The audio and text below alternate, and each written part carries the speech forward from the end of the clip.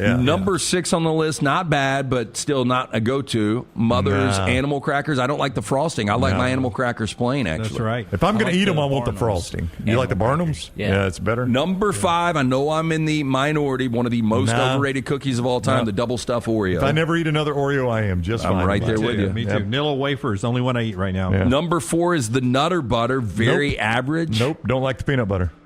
Number 3 is the Keebler Fudge Stripe. I don't like it at all. The fudge is terrible. I like these now. Fudge stripe, No. yeah. If I'm going to do this, I'm going to go with the... I just want shortbread. The Little Debbie fudge things.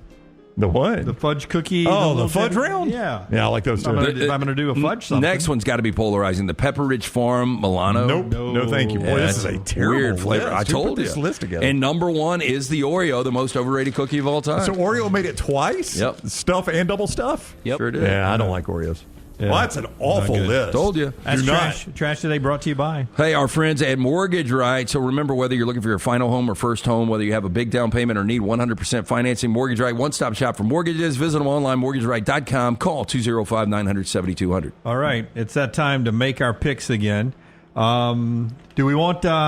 let's do the song first, and then we'll show the standings. Brought to you by Buffalo Wild Wings. Hit it, man. Pick three, it's time for the pick three. 3 for you and 3 for me, that equals a pick three. Say goodbye to your family, it's time for the pick three. Only time that I'm happy is when it's time for pick three. All right, Buffalo Wild Wings, man.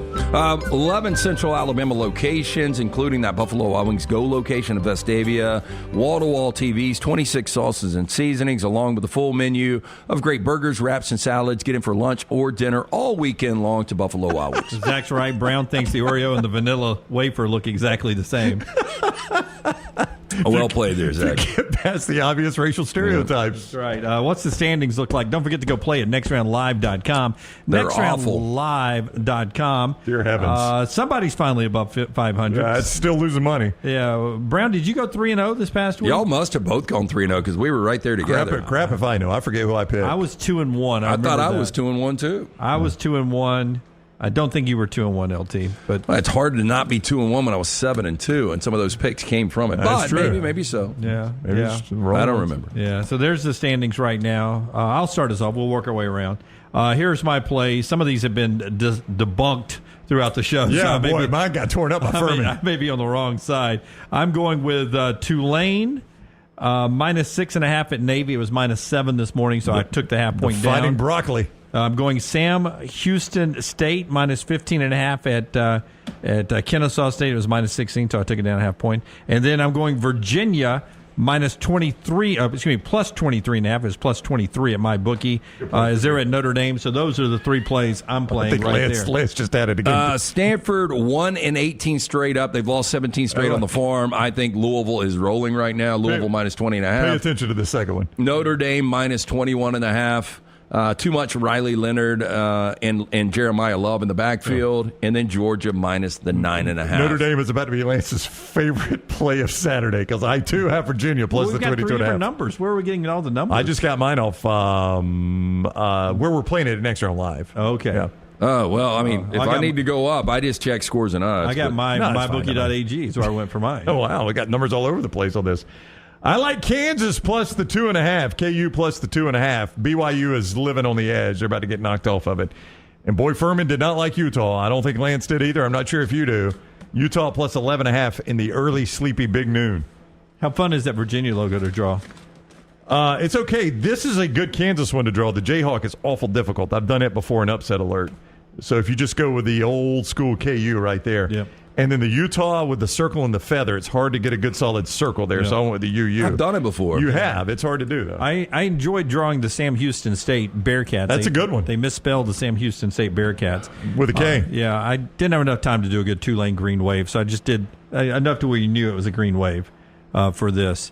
And then, Virginia's my favorite logo to draw now, so I threw it out there.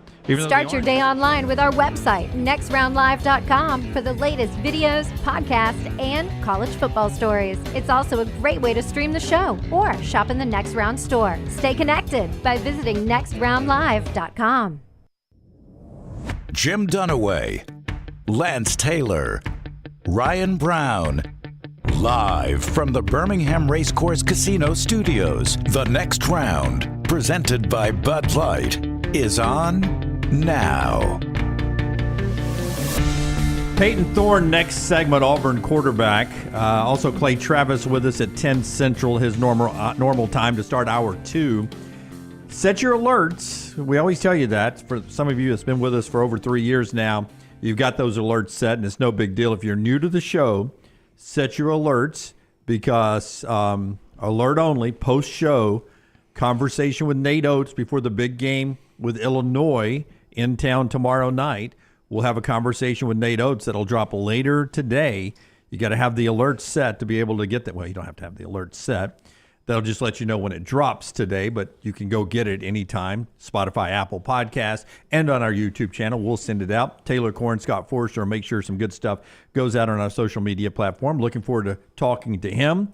Bruce Pearl, one win closer to being the all-time winningest coach in Auburn basketball history. They win last night.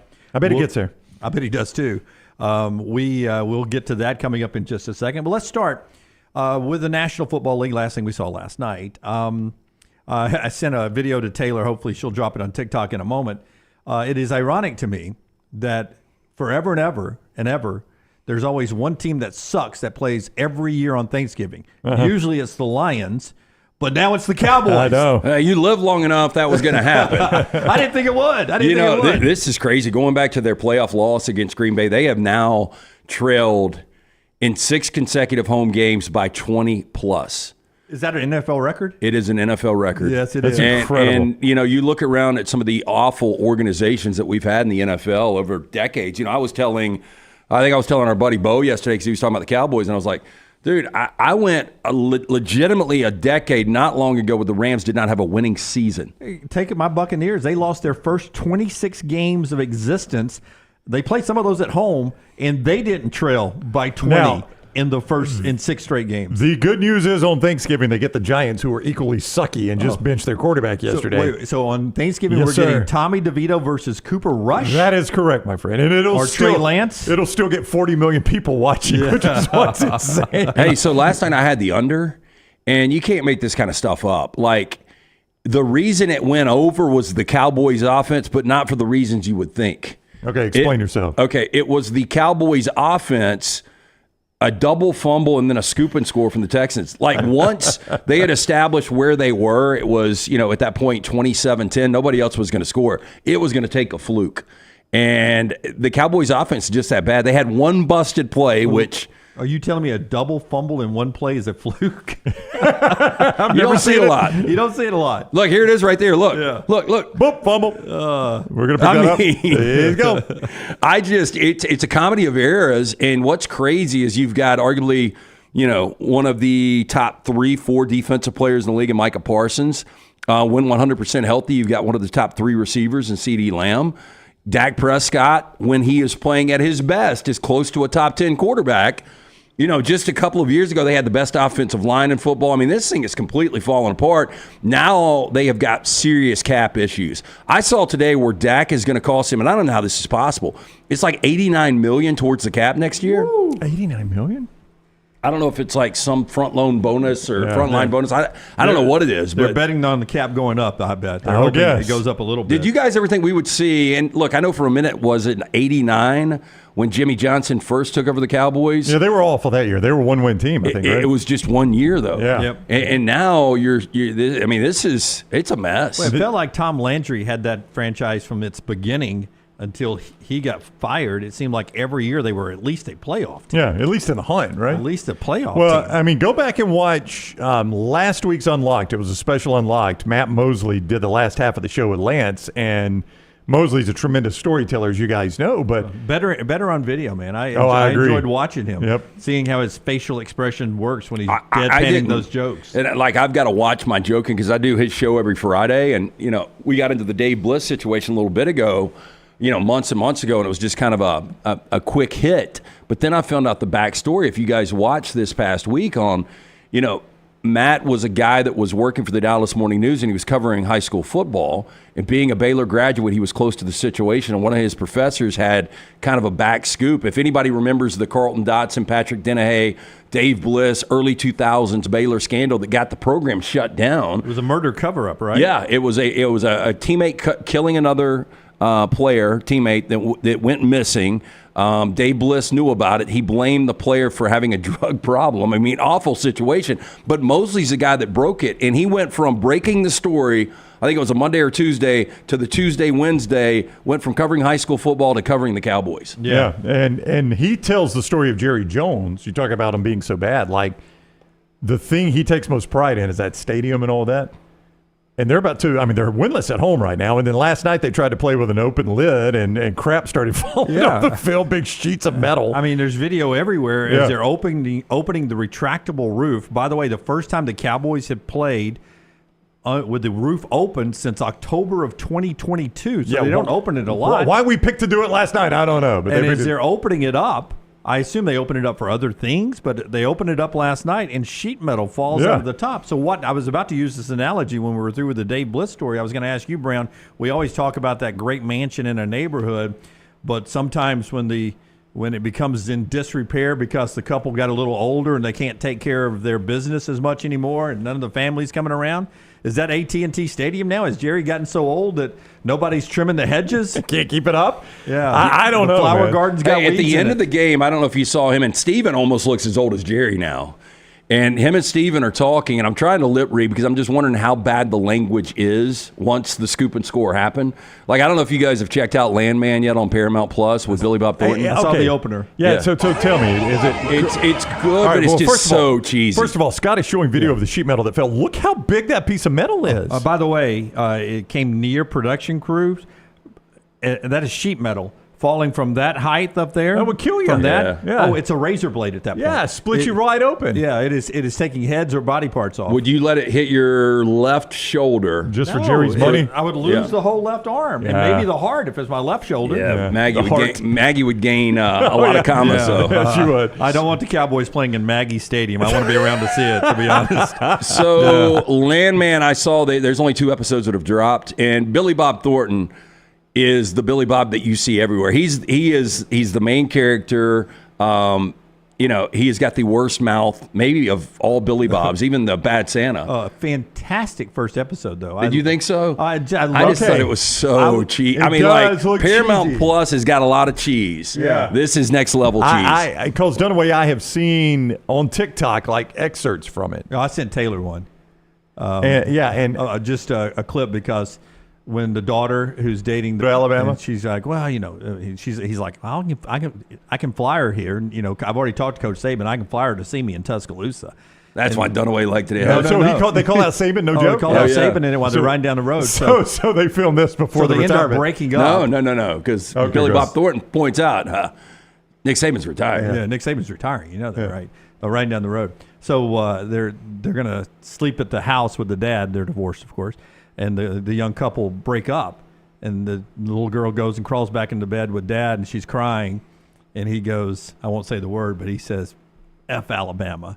And she's like, F Alabama. Oh, wow. So I clipped that out and sent that to Taylor. I was hoping you weren't sending the other part when she had the conversation with Dad. Yeah, I've seen that on TikTok.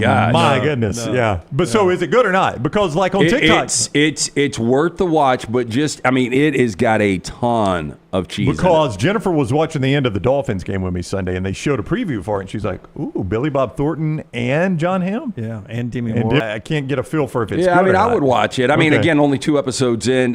John Hamm, you're probably going to get him for a total of 6-7 screen minutes each episode because he is the land baron. And then Demi Moore's his wife, and you don't even get her in episode 1. You get her for a little bit in episode 2. Yeah. Okay. So it was really, that's why I liked it, because it was mostly just Billy Bob rolling around, drinking a good Mick Ultra, good Adams beverage brew, and do you catch yourself Googling actors you don't know sometimes? I don't. I really the 17-year-old daughter. Oh, which she ain't 17. She don't look 17, but she's actually 27. Isn't that Allie Lauder, or is that? No, that was the girl that was in Friday Night. No, not Friday Night Lights. Varsity Blues with the whipped cream bikini. Yeah, she's the mom. She's like 48 now. Yeah, that's the mom. Yeah, she's the mom. All those FaceTime scenes, that looks pretty cheesy. Like when the mom's on FaceTime talking to him, that's what I keep seeing. Yeah, and that is part of the over-the-top dialogue.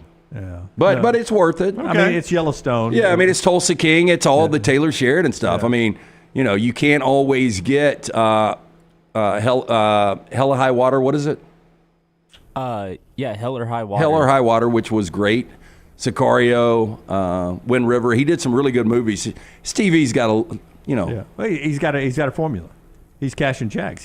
It works. He's insert twist. It's just a different. Okay, this is Yellowstone. Now we're going to do oil. Yeah, that's right. Same storyline. We're just oil instead of cattle. This Yellowstone. Now we're going to go to Tulsa. And we're going to do a little mafia. Hey, so I'll give away one scene. Last night he's at a bar and this bartender's like, he's like, I can't really drink alcohol anymore. He's like, that Michelob Ultra's got alcohol in it, and he says some very colorful things, and he's like, dude, that's got alcohol. And he goes, okay, I'll tell you what, I'm going to sit here and I'll drink 6 of these, and then I'll come back and I'll drink 6 whiskeys, and you tell me if I'm a little different. Yeah.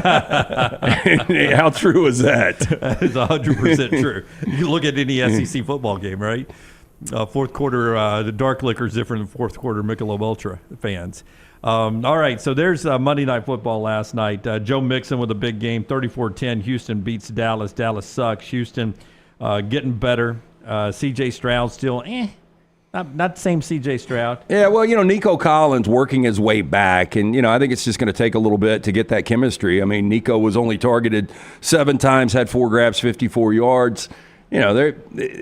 You knew they were going to win the game. I was afraid to lay the 7.5 just because it was like 90% of the public was on that. Seemed too easy. It was. You were expecting maybe the Cowboys to put up a fight. It didn't happen. 2 more really big things here, including we'll get to Auburn basketball right after we tell you about a couple of our sponsors. Before LT tells you about our new sponsor, our friends at Academy Sports reminding you their new store on 280 continues to do a lot of cool things. We're going to be out there right before Thanksgiving Day. That is correct. Day before Thanksgiving. In fact, 9 to noon, you can see us there, and you'll get your last chance to register for Iron Bowl tickets there at Academy Sports and Outdoors. But you can do it right now. Beat the rush.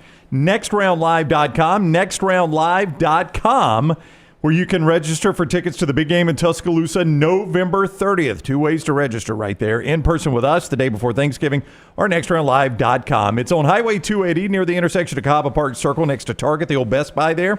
As I mentioned, 9 to noon, day before Thanksgiving, we're there. Last day to register and win the tickets. We'll announce the winner on Friday on our Black Friday show. Thank you for all of what you're doing there at Academy Sports and Outdoors. Another live show tomorrow. We will be at Rodney Scott's in Trussville. Rodney Scott's Barbecue, me and Brown. We had lunch there. It'll be 2 weeks Friday. And we had a slew of, we had the pimento cheese, the sausage, the crackers, brisket, pork rinds, turkey, chicken, ribs. Yeah, their ribs are the phenomenal. The best. Phenomenal. Fantastic. Well, we will be there live 4 to 5:30 tomorrow. Patchcock turkeys. Do you guys know what a patchcock turkey is? Spatchcock.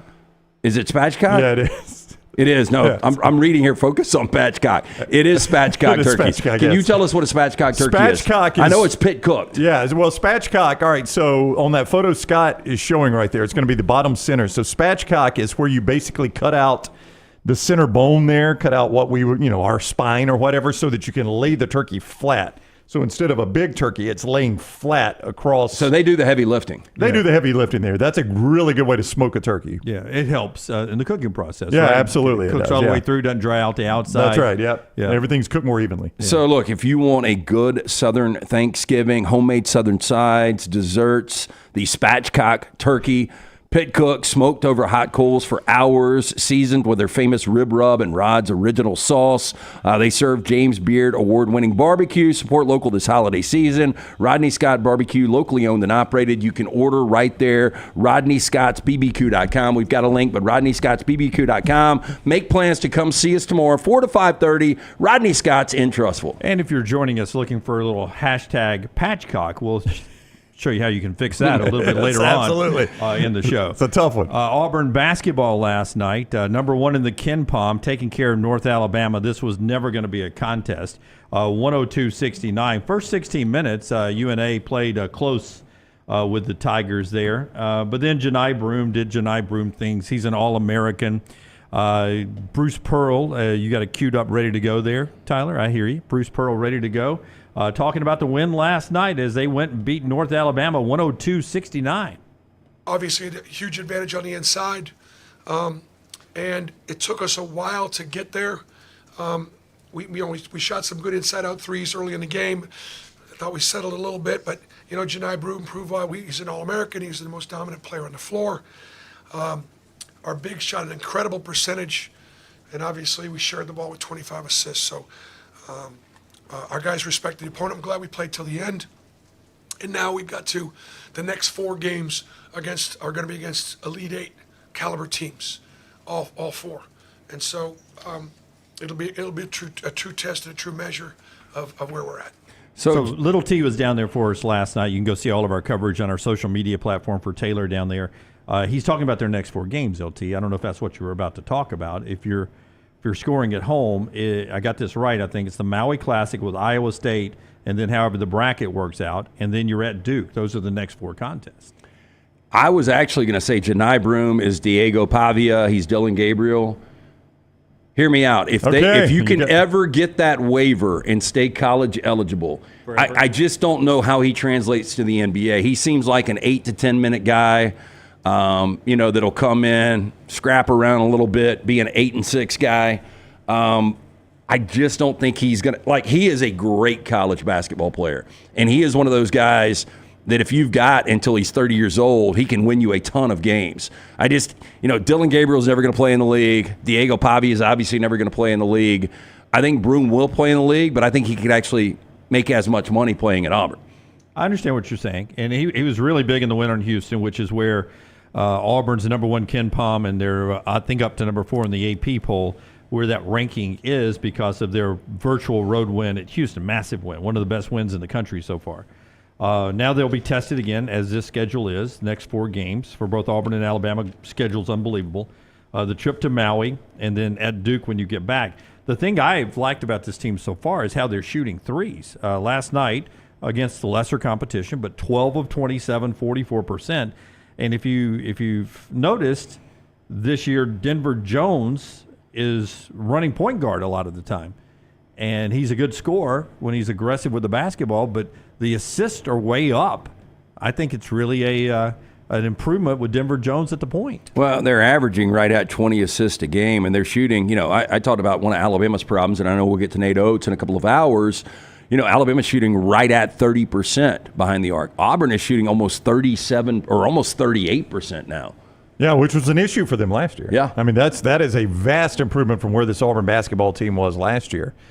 We've already seen them tested. I mean, they've gone on. I mean, we can call it a neutral site game if you want at Houston. I mean, that was a road game. Yeah. I mean, is it neutral site tomorrow night when Illinois plays Alabama in Birmingham? It will not be, nor will it be when Purdue comes to Birmingham to play Auburn. That's going to be a packed house of Auburn fans. So, you can call that neutral site all you want. We've seen them have to go on the road and win a big game. So, I mean, are Iowa State and Duke going to be better than Houston? I don't think so. I don't think anybody they play in Maui is going to be that much better than Houston. No. So, I mean, we've seen them tested. So now I think once you've seen them tested, you're like, okay, I'm a believer in them. Now how do they consistently stack up with those teams? Because that's the hard thing in the SEC or in any major conference is almost game in, game out, it's a tournament team. You're going to get some breaks, but almost game in, game out. So I think that's the next step for Auburn, all right? We've seen we can be really good. How night in, night out? So far, they've done it. Yep. Night in, night out as we play tough opponents. How consistent are we? Well, I think last year in the regular season, Alabama had 11 losses. Yeah, they weren't very consistent. I mean, it was a tough schedule. To your point, even when you get in the SEC, a lot of ranked teams, tough schedule in there for both Alabama and Auburn. Both of them have challenging out-of-conference schedules. There's no breaks there, and when there is, sometimes you're just dog-tired, just beat up from playing all the great teams. You just can't rise to that level. So that is a test, the long grind. And can you be – I try to remember Auburn's trip to the Final Four. Were they not 7-5 at one point in the SEC when they went on that run? I mean, that was a 5 seed. Yeah. Were they 5 seed? I think they were 5 seed. But I think when they went to Athens, I think they were like 7-5 in SEC play. And then they went on a run. Yeah, they turned the corner that night. Yeah, I mean, you see this. I mean, you remember South Carolina when Frank Martin made that Final Four run. That's right. No way that's one of the best SEC teams of all time. But South Carolina got to the and Final I think Four. that is a difference. I think both Alabama, coming off the loss to Purdue, and Auburn are legit top 5 teams this year. Hey, speaking of Purdue, you get a little glimpse of them tonight. They are underdogs, Purdue is, at Marquette. 2 top 15 teams playing tonight. 8 o'clock on FS1, 8 o'clock FS1. And if you're wondering, we say this a lot, could this be the year for Gonzaga? Last night on the road, they whipped San Diego State down in San Diego. Ryan Nembhard is good. They get to their conference schedule, and it's not like the SEC. So before they get to their conference schedule, they've got West Virginia on the road, I believe, Kentucky, UConn, UCLA, and Arizona. But then their schedule. But then they get their conference, and you forget they even play. Yeah, but the next 5, and those will be good basketball games. Look forward to those coming up. So that's a little basketball. We'll talk to Nate Oates about Illinois, Alabama. That game tomorrow night, Legacy Arena here in Birmingham. 8 o'clock tip for that one, I believe. Correct. 8 o'clock. SEC tip. Network if you can't make it, by the way. Yeah, Legacy Arena. A few tickets left. If you want to grab those and get ready for a good basketball in town and not have to drive over to Tuscaloosa to watch them, you can do that. Tickets available right there. Just Google Illinois, Alabama. It'll pop up for you there. And for the best seats in the house, our friends at ATIX will help you out there as well as we get ready for Illinois, Alabama. Nate Oates on our platform later today. We'll send it out. It'll be after the show, so make sure you've got your alerts set. One more thing in this opening segment, then we'll talk to Payton Thorne in our next segment. Show being brought to you by our friends at Michelson Laser Vision. Tell us about Michelson. Yeah, 205-969-8100. That is the number that I called more than 2 decades ago. I've got 20/15 vision, better than 20/20. If you wear the contacts or eyeglasses, you owe it to yourself to make that phone call. Find out if LASIK is right for you. Do you or a family member need to make your benefit selection at work now? Do you know your FSA or flex spending can be used to help you see clearly without the hassle of glasses or contacts? Yes, LASIK and Michelson Laser Vision might be a great choice for you. Book your free LASIK consultation today with Dr. Mort Michelson, Dr. Jen Michelson. Find out if you can use your FSA or flex plan funds to get freedom from the hassle of glasses or contact lenses. Call now. Schedule that hassle-free consultation, 205-969-8100. Ask for Amy. Tell her the next round sent you. For more information, michelsonlaservision.com. Hey, give me Forrester's microphone if I can, Tyler. Scott Forrester on the back road. He, I think, technically has the longest drive into work of anybody in the entire family up here at the next round. Forrester, when it rains like it did today, I heard Taylor bitching and moaning about it. What about you? Yeah, it wasn't the best drive-in. Yeah. It took me 30 minutes to go, I don't know, 3.5, 4 miles. Yeah, 280 was not great. Here's my question. Like, I understand if it's like dusting, snowing a little ice, we get a little concerned. That doesn't happen much. The rain drives me nuts. Like, I guarantee if you go to Seattle right now, it's the same commute. They're zipping, but a little slow. Taylor could even do work while she was stopped in traffic on the way in today. One good thing about this rain is we haven't had some heavy rains. This is much needed rain is what the meteorologists are calling this. And if you're a person who worries about your roof, you wonder if any of the summer storms have caused maybe a water entry point, today's a good day to check it out. Walk up into your attic and your top rooms and see if you got any water leakage. And then call my man Greg from Pell City and Storm Restoration Roofing. He'll get on that roof and give it a free, I'll say it again, it's that great 4-letter word. It is 4 letters, right? Free. Correct. Free. It's the best thing. Free, no-cost roof inspection. He'll get up there and check it out for you. Absolutely free. A-plus rated with the Better Business Bureau. Central Alabama's most trusted name when it comes to roofing. Storm Restoration Roofing, Greg from Pell City. He handles storm damage, roof replacements, insurance roofing claims, restorations, and inspections. Greg from Pell City on Facebook, or call him or Andrea, his beautiful wife, up, family-owned business. Storm Restoration Roofing, 205-542-3531. It's Greg from Pell City and Storm Restoration Roofing. Charles asked if Jerry Jones called Greg this morning. Oh, he needs to. He should have. Yeah. Hey, speaking of that venue, so Friday night we saw the Paul Tyson fight. Do you guys think Netflix stock went up or went down at the close of the market yesterday? I think yesterday, first day for the market to be open since that, I think it went down. I would say up. It actually, I would have thought probably down. Yeah. It went up 2.8%. Yeah, well, I mean, a lot more people like, oh, Netflix is on my mind. So, and the NFL's coming up. But here's the way I would look at it. Okay, they're obviously trying to get in the sports arena. They've done their shakedown cruise and realize we can't let this happen bitch again. was the Titanic. Yeah, we can't let this happen. So, I mean, obviously, if they've got a contract with the NFL, they're going to invest whatever they have to invest to make that right. So that's the way I would look at it and say they're obviously a player moving forward. Oh, we didn't talk about this. Royal Pain, Sydney Thomas, who's an Alabama girl. She's a ring girl for the fight the other night. He's saying her stock went way up. I would imagine so. Did you see pics? She was the talk of the internet. I mean, which one was she? The blonde. I think Tyler's about to pull a photo. 18 million, by the way. TMZ reporting 18 million was the gate. That is a record. I don't know. A non-Vegas record. A non-Vegas. Yeah. 18 million Yep. in Vegas. They have a place big enough they can do 18 Yeah. million. Holy Maybe crap. they just sell. They charge more for the ticket. I Her don't know. Instagram went up 500,000 followers. Yeah, there she is, Lance. Yeah. Okay. I mean, look, she looks like what you would see at the Floor Bama for their bikini contest. Well, I mean, she could be there. She's at Alabama, so it's not a long drive. Yep. I mean, I know Dunaway always took a shot at Britney Spears in her prime. I mean, she's got assets. Yeah. I mean, she does. I mean, that retractable rooftop Yeah. at AT&T Stadium there. That's right. Well- so she's a Bama student, apparently, is what they were saying. Well, I was going to say she might be on what the old OnlyFans platform pretty quick. She's got a job. Yeah, Does she's a she? ring girl. Yeah. She's a ring girl. That's right. Okay. And they fight all the time. You're always needing ring I girls. guarantee you I put mean, a UFC 309 in New York the other night. President She Trump gets was a there. 2-bedroom apartment and puts a ring in one of those bedrooms and sets up a camera. And we just got boxing matches in Tuscaloosa. Yeah, I bet those subscriptions would go nuts. That's right. UFC 309.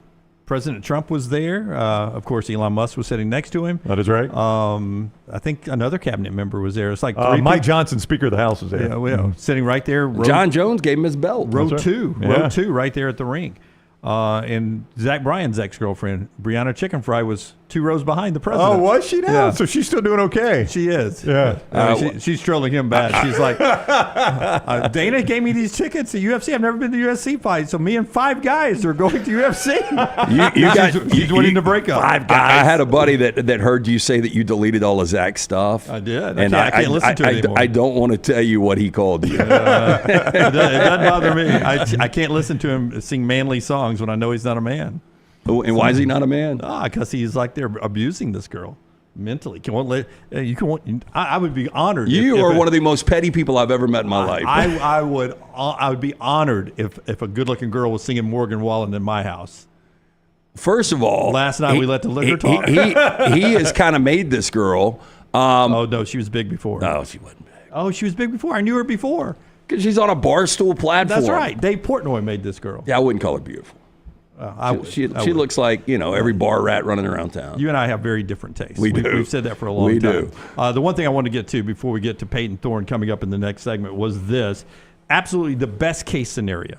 The best case scenario. You could not draw this up better for our buddy Charles Barkley and the Inside the NBA crew. Not only do they get to keep doing their show, they get to keep making all the money. TNT is going to continue to produce it. It's going to stay in Atlanta, and it's still going to air on ESPN and ABC. It could not be a better case scenario for Charles Barkley and Inside the NBA and for NBA fans. Yeah, I mean, it's the most entertaining studio show out there. It was going to be missed. I mean, I can't believe you say that about a studio show. There are nights where it's the most entertaining thing in the NBA. Like, Absolutely. the games aren't as entertaining as that show. Oh, there are Absolutely. so many bad studio shows, especially in the NFL, which is crazy. The NFL is the best model, but their studio shows can't even compare to what you get with those guys night in, night out. And, some concessions had to be made to get this partnership done. And I don't know if this would have been done if it wasn't for Charles Barkley. I don't think so either, but TNT's paying a lot of money. They get distribution rights in European countries, some European countries. They've got some other production stuff that they will do for the NBA. So there is money making for TNT, but they're also paying the NBA for it. But it's a best case scenario, in my opinion. We get to keep the Inside the NBA, and Barkley and them get to keep doing it from Atlanta, and the crew stays together, and it'll be on ESPN/ABC for all the big games. Yeah, it's a perfect. win for everybody. Yep. Yeah, and that's where everybody except the people that were doing the studio show on ESPN. and that's where the finals are. Yeah. So you get them all the way through. Yeah, works out really good. All right, when we come back, Payton Thorne talks football. We flip it to college football. Auburn hosting Texas A&M is upset in the air. We'll talk about it after LT tells us about our friends at Odie's. 2 locations for you, the original in Crestline, the one we will be at tomorrow night for Odie's Team Trivia. We do that every Wednesday night at 8 o'clock. Me, Brown, Will Haver, come in, see us, get there a little early, enjoy the great food from Rodney Davis. He's been doing it for more than 35 years. Not only that location, the newest location in Edgewood, live music every Friday and Saturday, great ice-cold beer buckets full of the Bud Light. Stop in one of those 2 locations, Birmingham institutions. Go see Will Haver and those great staffs, Odie's Tavern. Take the next round anywhere you go with official Next Round gear. Buy yours today at nextround.store. At Academy Sports and Outdoors, we believe the best holiday fun happens out there, on the driveway with a new basketball hoop, out back around the fire pit, or up in the deer stand. No matter your fun, we've got it. The right stuff at the right price. Academy, have fun out there. This hour of the Next Round is presented by the Birmingham Racecourse Casino, now featuring 7 days of giveaways with your chance to win a share of up to $125,000. The more you visit the Birmingham Racecourse Casino, the more chances you have to win. Hey, there's nothing worse than waking up to a plumbing problem. Don't get caught in a flooded house. Call the guys at Hemp Hill Services. Adam, Chad, and the team at Hemp Hill are the only ones I trust to fix it and fix it right the first time. Hemp Hill Services does it right and always at a fair price. For all of your plumbing, cooling, and heating needs, trust the name that Birmingham has trusted since 1954.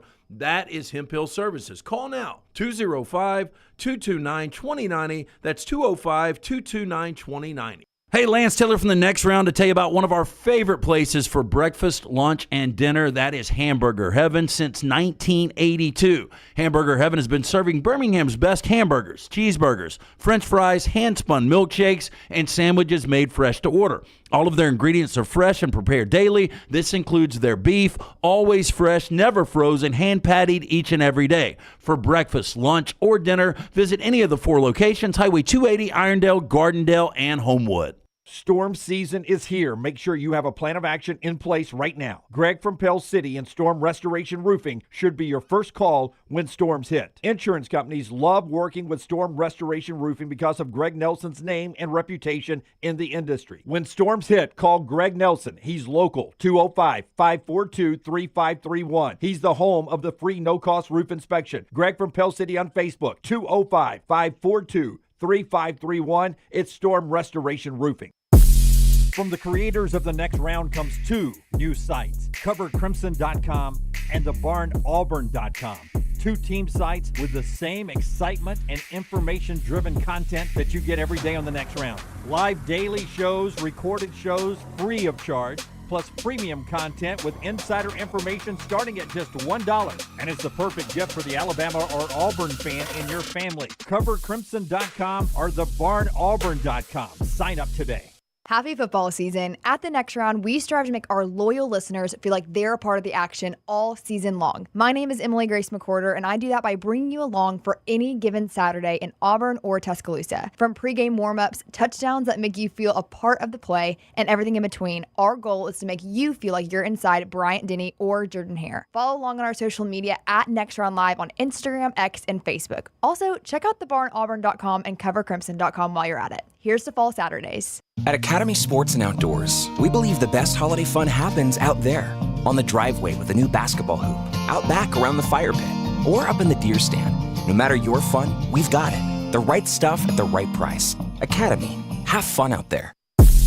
From the creators of The Next Round comes 2 new sites, covercrimson.com and thebarnauburn.com. 2 team sites with the same excitement and information-driven content that you get every day on The Next Round. Live daily shows, recorded shows, free of charge, plus premium content with insider information starting at just $1. And it's the perfect gift for the Alabama or Auburn fan in your family. Covercrimson.com or thebarnauburn.com. Sign up today. You can't wait for college football talk every Monday. so we don't make you wait. Ryan Brown here for the next round. You can catch ESPN's Tom Luganville with Jim Dunaway on Monday Morning Live at 7 a.m. I'm with Brandon Marcello on the middle 8 at 8 after the next round. Hear from Alabama coach Kalen DeBoer and Auburn coach Hugh Freeze. After the coaches talk, Fox Sports analyst Brock Heward joins Lance Taylor for Unlocked at 1 o'clock. All college football, all day Monday, anywhere you get the next round. Hang out with the next round on the go. Whether you're driving to work, running errands, sitting on the beach, or you just need a break from the real world, we can keep you company. Check out the next round, Mystery Fifth Hour, and our other shows on your favorite podcast app. We'll meet you there.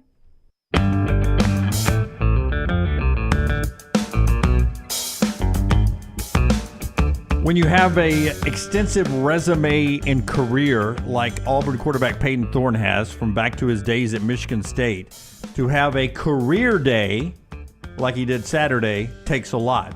But he had a lot of numbers on Saturday. Well, he did. He's with us now. And again, a reminder, you can get all your Auburn coverage at thebarnauburn.com, the website. You can join for $1 for the first month. Enjoy the message board there. Also, all the great content at the Barn Auburn YouTube page. Welcome in, Payton Thorne. How are you today, my friend?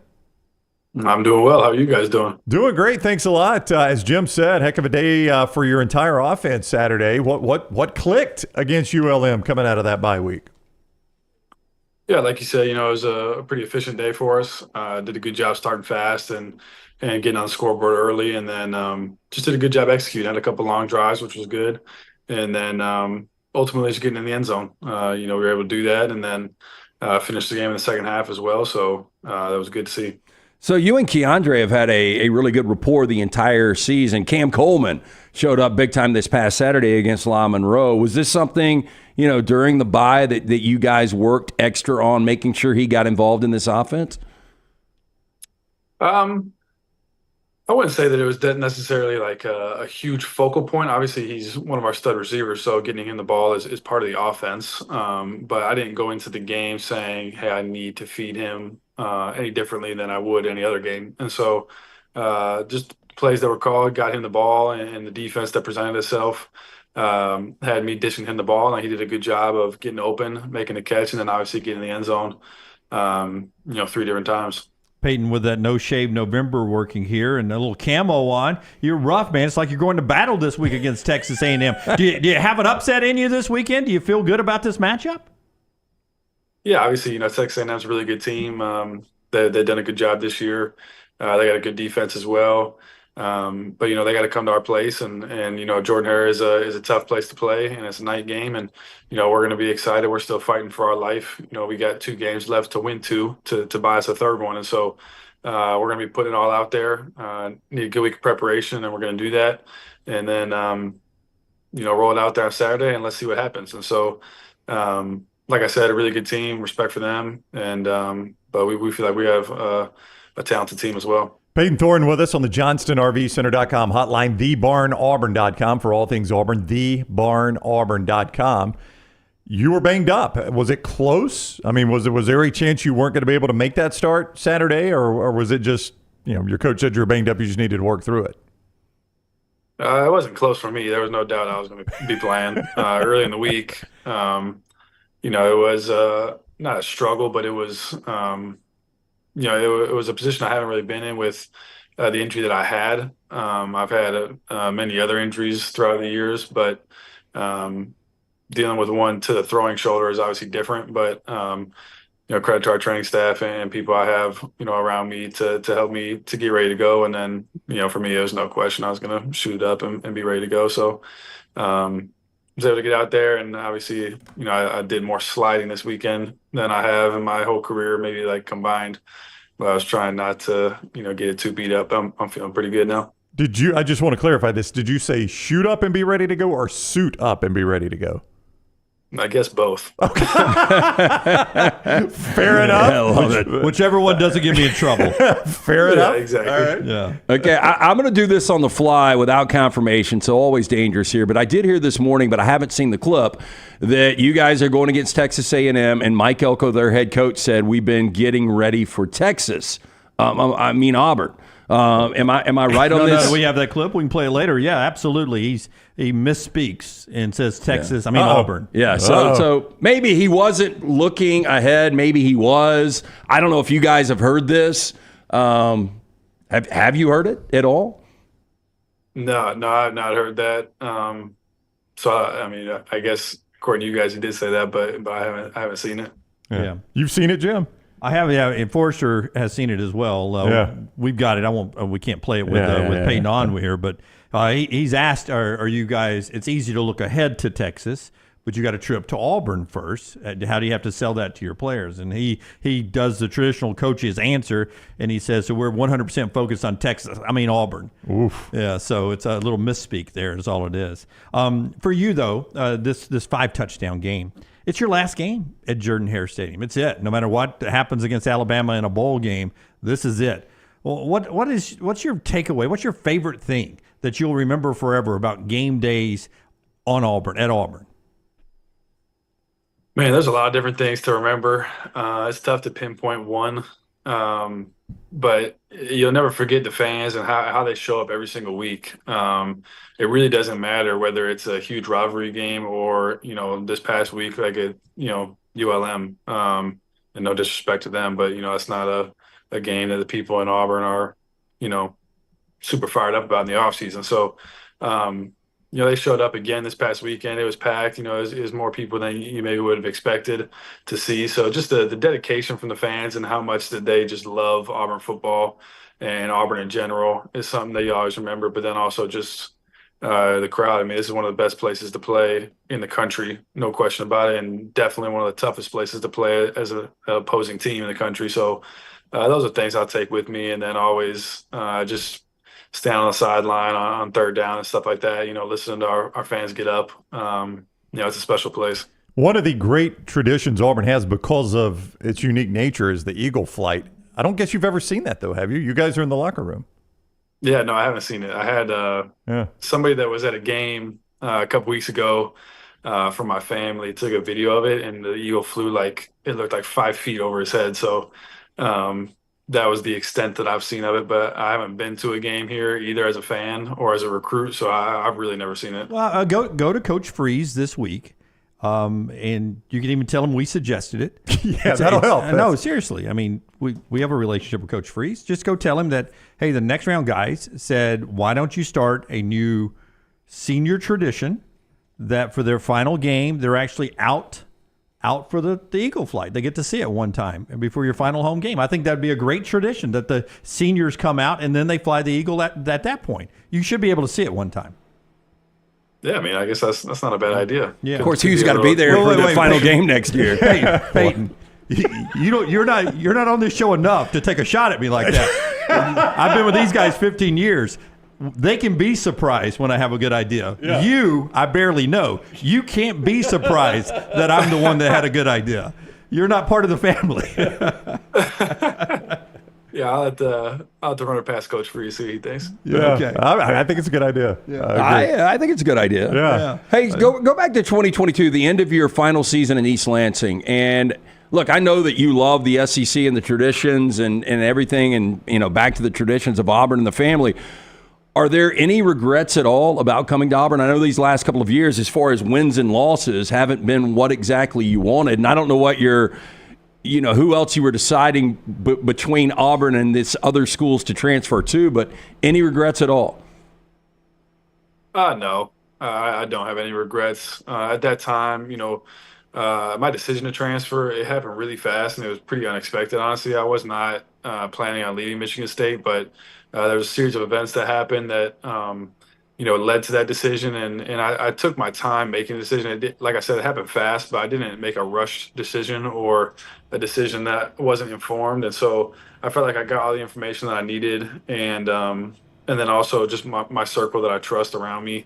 We all believed that was the right decision. I prayed on it. And, ultimately I believe that God brought me down here for a reason. And, that reason maybe isn't crystal clear right now, but I believe that it will be, 5 years from now. So I have no regrets, and I don't, believe I will. And, I've enjoyed my time down here. I've met a lot of amazing people down here.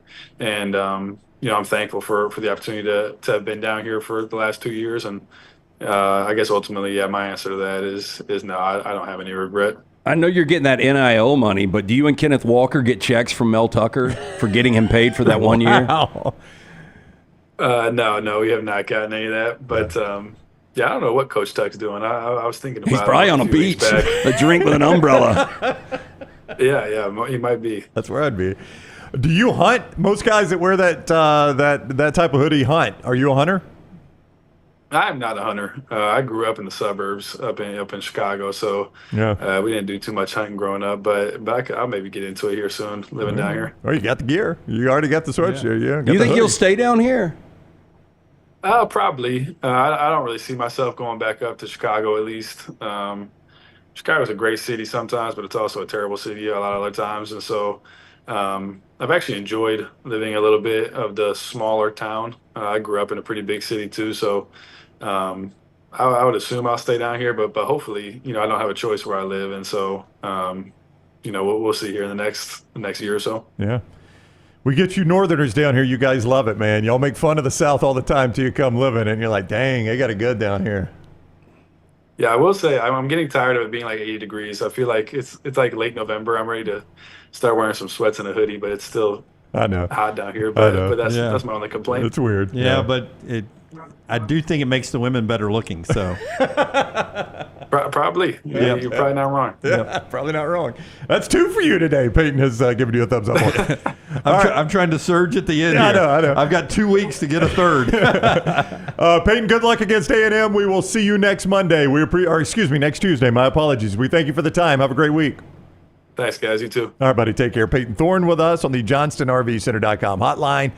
TheBarnAuburn.com is the place to go for all your Auburn information. You can join the website for $1 for the first month. Enjoy that message board and everything, all the information there from the crew at TheBarnAuburn.com. And then great YouTube content. Original content on YouTube and podcast, The Barn Auburn on podcast and also on YouTube. All right.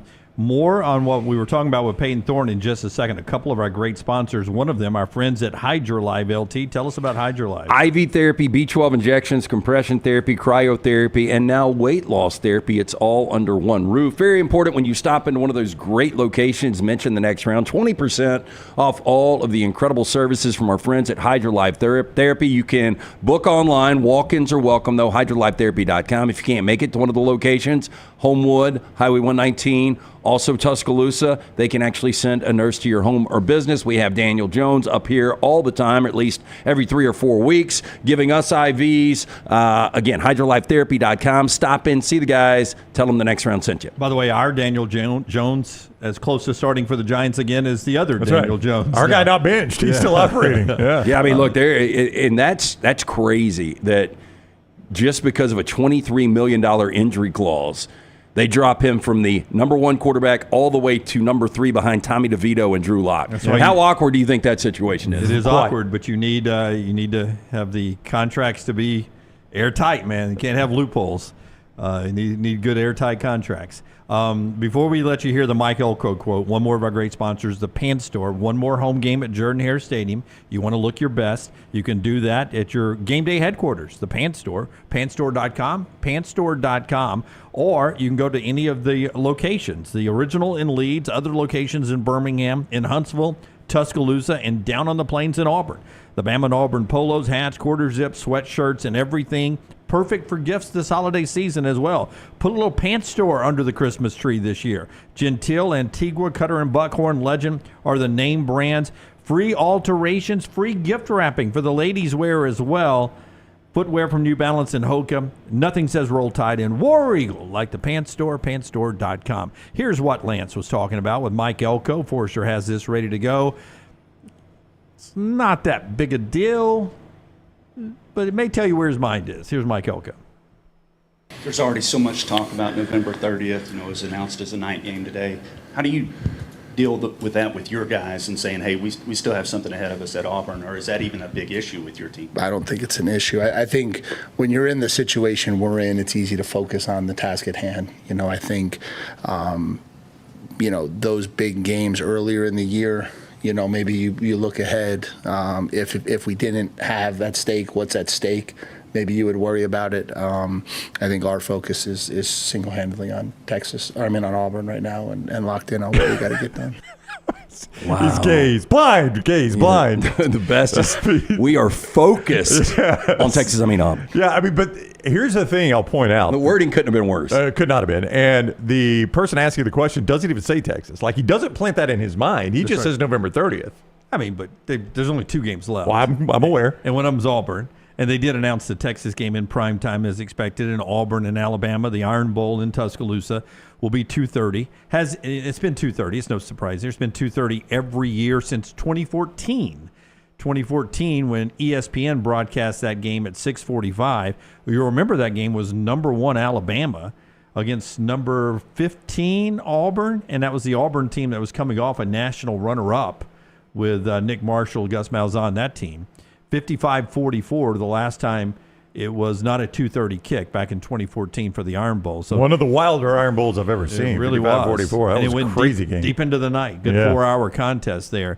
But rivalry weekend, those TV times came up yesterday, and now that ESPN and ABC has them all, I sort of like the way it's laid out on Rivalry Saturday. I do too. I've made the decision quite a while ago. I have not missed an Iron Bowl other than the COVID one. I have not missed one in a very long time. You cannot be going to this one. I am not. I was about to say. I mean, it's just too good. Rivalry Saturday is going to be too good across the board to miss on TV.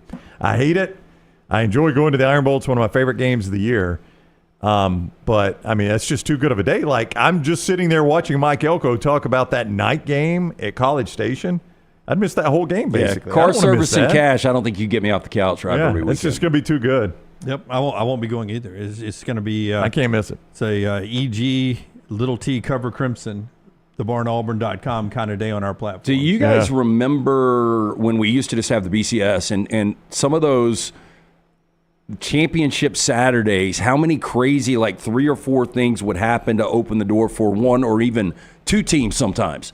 Like this rivalry Saturday could open and close the door for 5, 6, 7 teams. Oh, there's no doubt. I mean, it could be chaos. It could be chaos. Depending on what happens even in the day, like a Clemson-South Carolina game, Jim, that could, well, no, they would be in the conference championship game. I'm just trying to think of, Notre Dame USC obviously will have an impact.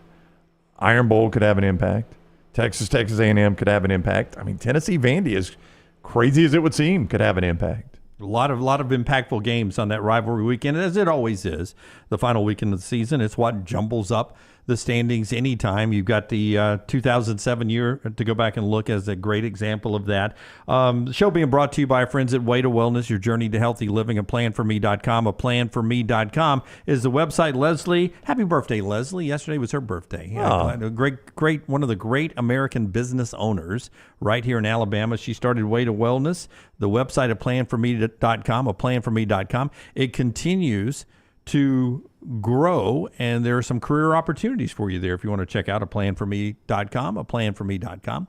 Also, you can find out how they can help you with your weight loss or blood pressure, cholesterol numbers. They've got the medically supervised injections that can help you with your weight loss and your diet. They got meal replacements and so much more. Every plan is designed specifically for you. A planforme.com, no contracts, no sign-up fees. And your first consultation is absolutely free. Go check it out. Way to Wellness, your journey to healthy living. Also by our friends at Hemp Hill. They bring you the lock every day. Yes, 205-229-2090. Coming off of 2-3 last night. We were 2-0 in college hoops, but the over in the Texans and Cowboys absolutely killed us. The lock always brought to you by our friends at Hemp Hill Services. Whether you experience plumbing, heating, or cooling issues in your home or business, they are ready to serve you. Call Adam, Chad, Andrew, the guys there. Tell them the next round sent you. Hard to stop a train. For more information, hemphillservices.com. By the way, the SEC sending this out yesterday.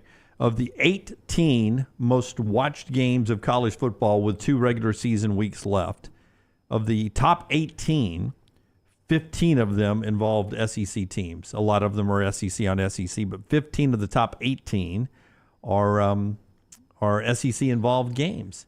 I would imagine, I didn't see the list, but I would imagine Ohio State, Oregon, Penn State, Ohio State, and I don't know what the other one would be. It had no SEC team in it? That had no SEC team in it to make the top 18.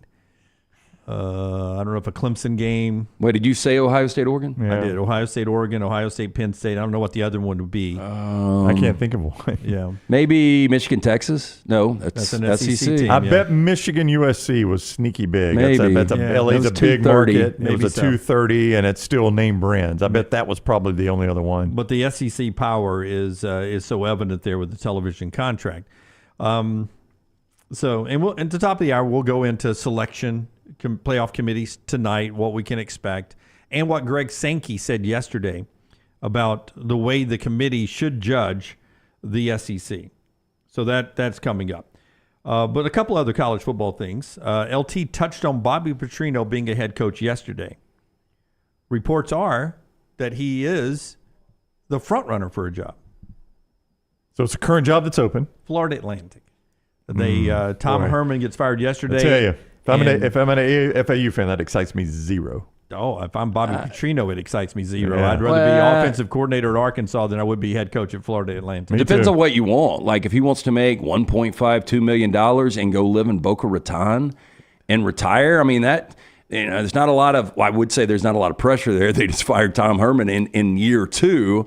Like he's a better coach than Tom Herman. I don't know if I would be excited just because a little long in the tooth, but that's the thing. I mean, I feel like I'm getting a guy on his retirement tour there. Signetti and him are the same age, but it seems different, right? Of course, look, you have to look at the. Yeah, you're right. It does seem different. You have to look at this, Jim, if you're an FAU fan from this point of view. Even if I hire a good young coach, and he comes in and he has any success, I'm only keeping him 2 years. It's a stepping stone. So what's the difference in that and me hiring? Actually, if Petrino has some success, I might keep him longer than 2 years. That's right. Well, again, that might be his retirement plan. Yeah, that's what I'm saying. I mean, go there and have some success. If I get a guy with if Tom Herman had gone in there and torn it up, he'd be leaving right now anyway. Yeah, they did this with Howard Snellenberger to start the program. That's right. A legendary coach at the end. I mean, you're not going to put Bobby Petrino in legendary, but he's one of the great coaches of our times, at least one of our great play callers. And we'll see. We'll see what he ends up doing. Probably we'll wait and see what Arkansas does first and whether he gets that job first or if a better job opens up. And one more thing. Alabama travels to play Oklahoma this weekend. And, we're having a good time, and I don't want to bring the show down any at all. But last night, Brent Venables announced on the coaches show that cancer has returned to his wife, Julie Venables. She had surgery on Monday to remove her lymph nodes and the tumor that had come back. Remember on the show, we talked about the announcement of her being cancer-free back in March. He says privately they kept it under wraps. It had come back, some detection in May. She's been doing treatment specialist in New York City, and it has returned and had surgery on Monday. Speculation about Brent Venables' job status had circulated last week with those that cover Oklahoma because he had missed a couple of media availability opportunities. They have been canceled. And so as we do in this business, people started saying, man, they're 5-5. His record is not very good by Oklahoma standards. Is there some talk of Brent Venables being dismissed? And he was actually with his wife going through some severe treatment for her cancer, and that's where he was missing media availability in their bye week. He says last night on the coaches show he has not missed anything with the players, with the team. They built a schedule around him having to be away last week. He's focused on his job. The Board of Regents and the athletic director came out at the end of last week and into the weekend saying that Brent will be back as the head coach in 2025. So that's off the table. He's dealing with something massive. And listen, I know Alabama fans wanting to go kick his ass this weekend, but we all send our thoughts and prayers to everyone who's dealing with all sorts of medical and health issues, but particularly Julie Venables, the coach's wife, who's fighting for it right now. Well, I tell you what, I cannot imagine. First of all, I don't think they should have moved on from him. Like all this aside. Yeah, I mean, 10 wins last year. Yeah. I don't know if he's long term, but I think he definitely, with a transitional year, deserves another year. Yeah, I mean, I think going to the SEC, you just got to let that see how that's going to play out. I think he's probably hot seat next year. Listen, I know it's uncomfortable because of what I just said. I think I would have fired him. I think I would have moved on. I'm not saying I have a ton of faith in him making it at Oklahoma. I just think it would have been too quick this year. With all of that said, I don't know with the stresses that come with being a college football coach at a major program, how you deal with that and what your wife is doing. I don't know how you do and that. it happens too much, it seems like. It seems like we've got these stories every other year. Yeah, I don't know how you do that. He does seem like, didn't he get a new contract last year? He did, yeah. which is why you weren't firing him this year. The buyouts for him and guys like Brian Kelly are tremendously large right now. So just our thoughts and prayers with the Venables family. Cannot imagine getting up and going to work with that going on in your life. But a lot of you do it on a day in and day out basis. Some even battling the disease get up and go to work because of the situation you're in. And you're warriors, and we appreciate you so much. When we come back, no Clay Travis today. Clay, because of his work schedule, will be with us tomorrow on the show. We'll squeeze him into a always crowded Wednesday show tomorrow, so we'll talk to Clay tomorrow. When we come back, more college football. Greg Sankey's thoughts on the SEC championship game. Lane Kiffin's gossipy thoughts on the SEC championship game on the heels of what Tyler Booker said about the SEC championship game on our platform yesterday. The show being brought to you by our friend Daniel A. Moore. They bring you, Daniel A. Moore does, the great moments in Alabama football history through the arts. He's got some great paintings, and he's got a new one out, The Legend, honoring Nick Saban and his 6 national championships in Tuscaloosa. You can get The Legend right now at danielmooreart.com, danielmooreart.com. You can also get the 2025 calendar. It's available right now. Great to go under the Christmas tree this holiday season. Use the promo code TNR20. Just the promo code TNR to get 20% off right now at danielmooreart.com. danielmooreart.com. Deuces Wild, The Legend, and all the great works are there for you. danielmooreart.com, danielmooreart.com. Follow The Next Round on Twitter, Instagram, and Facebook at Next Round Live. A legendary coach once said, "It's not the will to win that matters. It is the will to prepare to win." Hi, I'm Bobby Humphrey, Vice President of Business Development for Bryant Bank, and I can tell you that our Bryant bankers have the dedication and experience to put together a financial game plan that is right for you. At Bryant Bank, we specialize in community banking and offer personal and business loans, checking and savings accounts, mobile banking, and treasury management services. Stop by one of our 18 offices across the state of Alabama to find out what unbeatable service and legendary results are all about. Are you tired of buying your CPAP mask and supplies online only to be disappointed? It's time to visit CPAP Plus, your locally owned and operated CPAP shop that prides itself on personal service. Come see what you're buying at CPAP Plus with 3 convenient locations in Pelham, Highway 280, and now open in Trussville. Drop by for a free CPAP checkup and free filters, no appointment needed. Plus, sign up for their giveaway for a chance to win a free travel CPAP machine. Just Google CPAP Plus or visit any of those 3 locations. Let's face it, a home is one of the most powerful assets you can have, and our friends at Mortgage Right want to help you build wealth through home ownership. Mortgage Right is all about providing competitive rates, a variety of loan products, and a multitude of resources for a seamless home buying experience. They treat their borrowers like family and are always looking to bring more happy homeowners under their roof. See more by visiting mortgageright.com/TNR today and start living. That's mortgageright.com/TNR. NMLS 2239, Equal Housing Lender.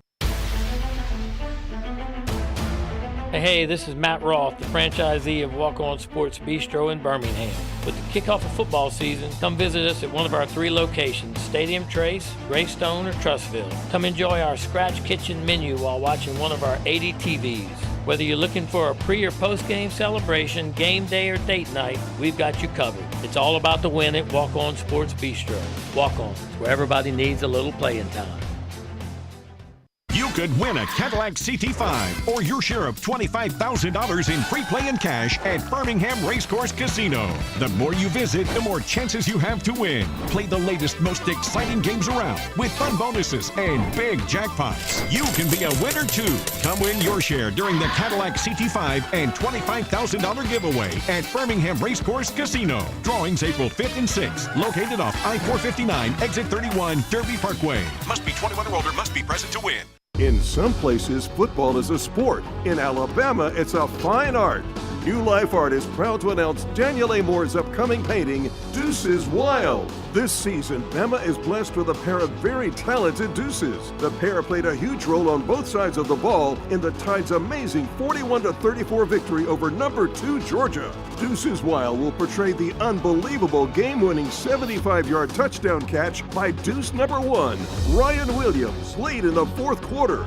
The Dogs' last chance drive was stopped by deuce number 2, Xavier Brown, as he made the game-saving interception in the end zone, which will be celebrated by a small artist's remark in the bottom margin of each print. Go to danielmooreart.com to see the artist's preliminary sketch and take advantage of special pre-publication pricing for Deuces Wild. Also available, The Legend, Daniel Moore's final tribute to Coach Nick Saban. Order now at danielmooreart.com. At Academy Sports and Outdoors, we believe the best holiday fun happens out there, on the driveway with a new basketball hoop, out back around the fire pit, or up in the deer stand. No matter your fun, we've got it. The right stuff at the Follow right Next price. Round Live on Twitter, Have fun Instagram, out there. Facebook, and YouTube. The social media team at Next Round Live is dedicated to giving you daily news conferences and practice video from UAB, Alabama, Auburn, and around college football. Follow and compare to the sites you used to visit. You'll also get the latest highlights and news from the Next Round Daily Show. Turn on the notifications so you don't miss a thing. Next Round Live on Twitter, Instagram, Facebook, and YouTube. See more at nextroundlive.com. Here at the Next Round, we love our guests, especially our 2024 football regulars. Auburn and Alabama fans, we've got your guys. On Mondays at 9:25, we'll be joined by Alabama offensive lineman Tyler Booker, and Tuesdays at 9:25, we chat with Auburn quarterback Payton Thorne. Join us and rep your team. Jim Dunaway, Lance Taylor, Ryan Brown. Live from the Birmingham Racecourse Casino Studios, the Next Round, presented by Bud Light, is on now. Auburn wins in basketball last night, number 1 in the Ken Palm. Alabama plays host to Illinois in Birmingham tomorrow night. Still a few tickets left if you want to go see that one. You can get tickets there or with our friends at A-Tix if you want to go and check that one out. We'll talk to Nate Oates on our platform this afternoon, so have your alerts set so you'll know when that drops, both podcast and video. Sometime post around 1 o'clock-ish Central Time or just shortly thereafter on different platforms. So make sure the alerts are set for you today as we talk to the Bama basketball coach. Monday Night Football last night, Texans win, Cowboys lose, blah, blah, blah, blah, blah. A-plus brings you the part of this hour. Tell us about A-plus. You think Jerry needs to call Brad Bell? Like, man, I got some inside issues. I got crap falling, man. Can you fix our stadium and our salary cap? Our salary cap, our stadium, and our team, if you do not mind. Brad Bell is the guy we picked in the Brown house when it came time to do our master bath. My wife, Jennifer, scoured the internet looking for the right person for the job. Brad Bell was the guy she picked after talking to numerous contractors, people that had used certain contractors, reading reviews, all those things. She picked Brad Bell, A-plus Tile Home Remodeling. I'm very glad she did because Brad's crew did tremendous work. You could take Brad as well, 205-422-1758. That's 205-422-1758 for Brad Bell, A-plus Tile Home Remodeling. Now, he'll do any of the home remodeling work in your house, but what he specializes in is master bath, kitchen, and master bedroom closets. That's important. You use those rooms a lot. You want them to look the best they can, but you also get your money back when you go to sell your house. Brad Bell, A-plus Tile Home Remodeling, 205-422-1758. That's 205-422-1758 for Brad Bell, A-plus Tile Home Remodeling. And a pretty neat home and home series just announced. Notre Dame and Texas are going to play each other on campus in South Bend in 2028, in Austin in 2029. Well, we saw it to kick off the 2016 season on a Sunday night. And I'm trying to remember who the coaches were. Was it Charlie Strong and Brian Kelly? I know it was definitely Brian Kelly. Was it Tom Herman or maybe Strong? Tom. I was thinking Tom Herman, but it could have been Charlie Strong. Yeah, I remember it was kind of a fun Kelly game on that Sunday night, but definitely a great helmet game. Great helmet game. So 2026, you say? 2028 and 2029. Alabama's on Notre Dame's schedule in the future. Or did that get canceled at some point? I think it's still there. I was looking at Texas real quick just to see. So they had a bad out-of-conference before this. La Tech and UTSA in 28, ULM and UTEP in 29. So they really needed this to step up their future schedules. For Alabama, you'll have to give me a second to check on Alabama. Or you can just go to Notre Dame's, whichever's fastest. Yep. The future games, because Alabama has some great games. I'll tell you, we'll talk about it in a second, but depending on how this selection committee looks at 2-loss SEC teams, you may not see this conference go to 9 games. No, I don't think you will. And that had slowed down the booking of some out-of-conference games in the future. Notre Dame and Bama are 29 and 30. Yeah. So 29 in South Bend, 30 in Tuscaloosa. So in 29, Notre Dame will go to Austin and host Alabama. Yeah. That's pretty tough right there. That's tough. God, who else do they have in 29? Notre Dame in 29 has got Bama at USF, at NC State, Georgia Tech, at Florida State, Wake, Navy, at Syracuse, and Texas. In 28, they've got Arkansas and Texas from the SEC. Yep. So Notre Dame starting to play a couple of SEC teams and a few ACC teams every year. Good game there. Is that developing story here on the next round in college football? Let's jump into a little college football conversation tonight.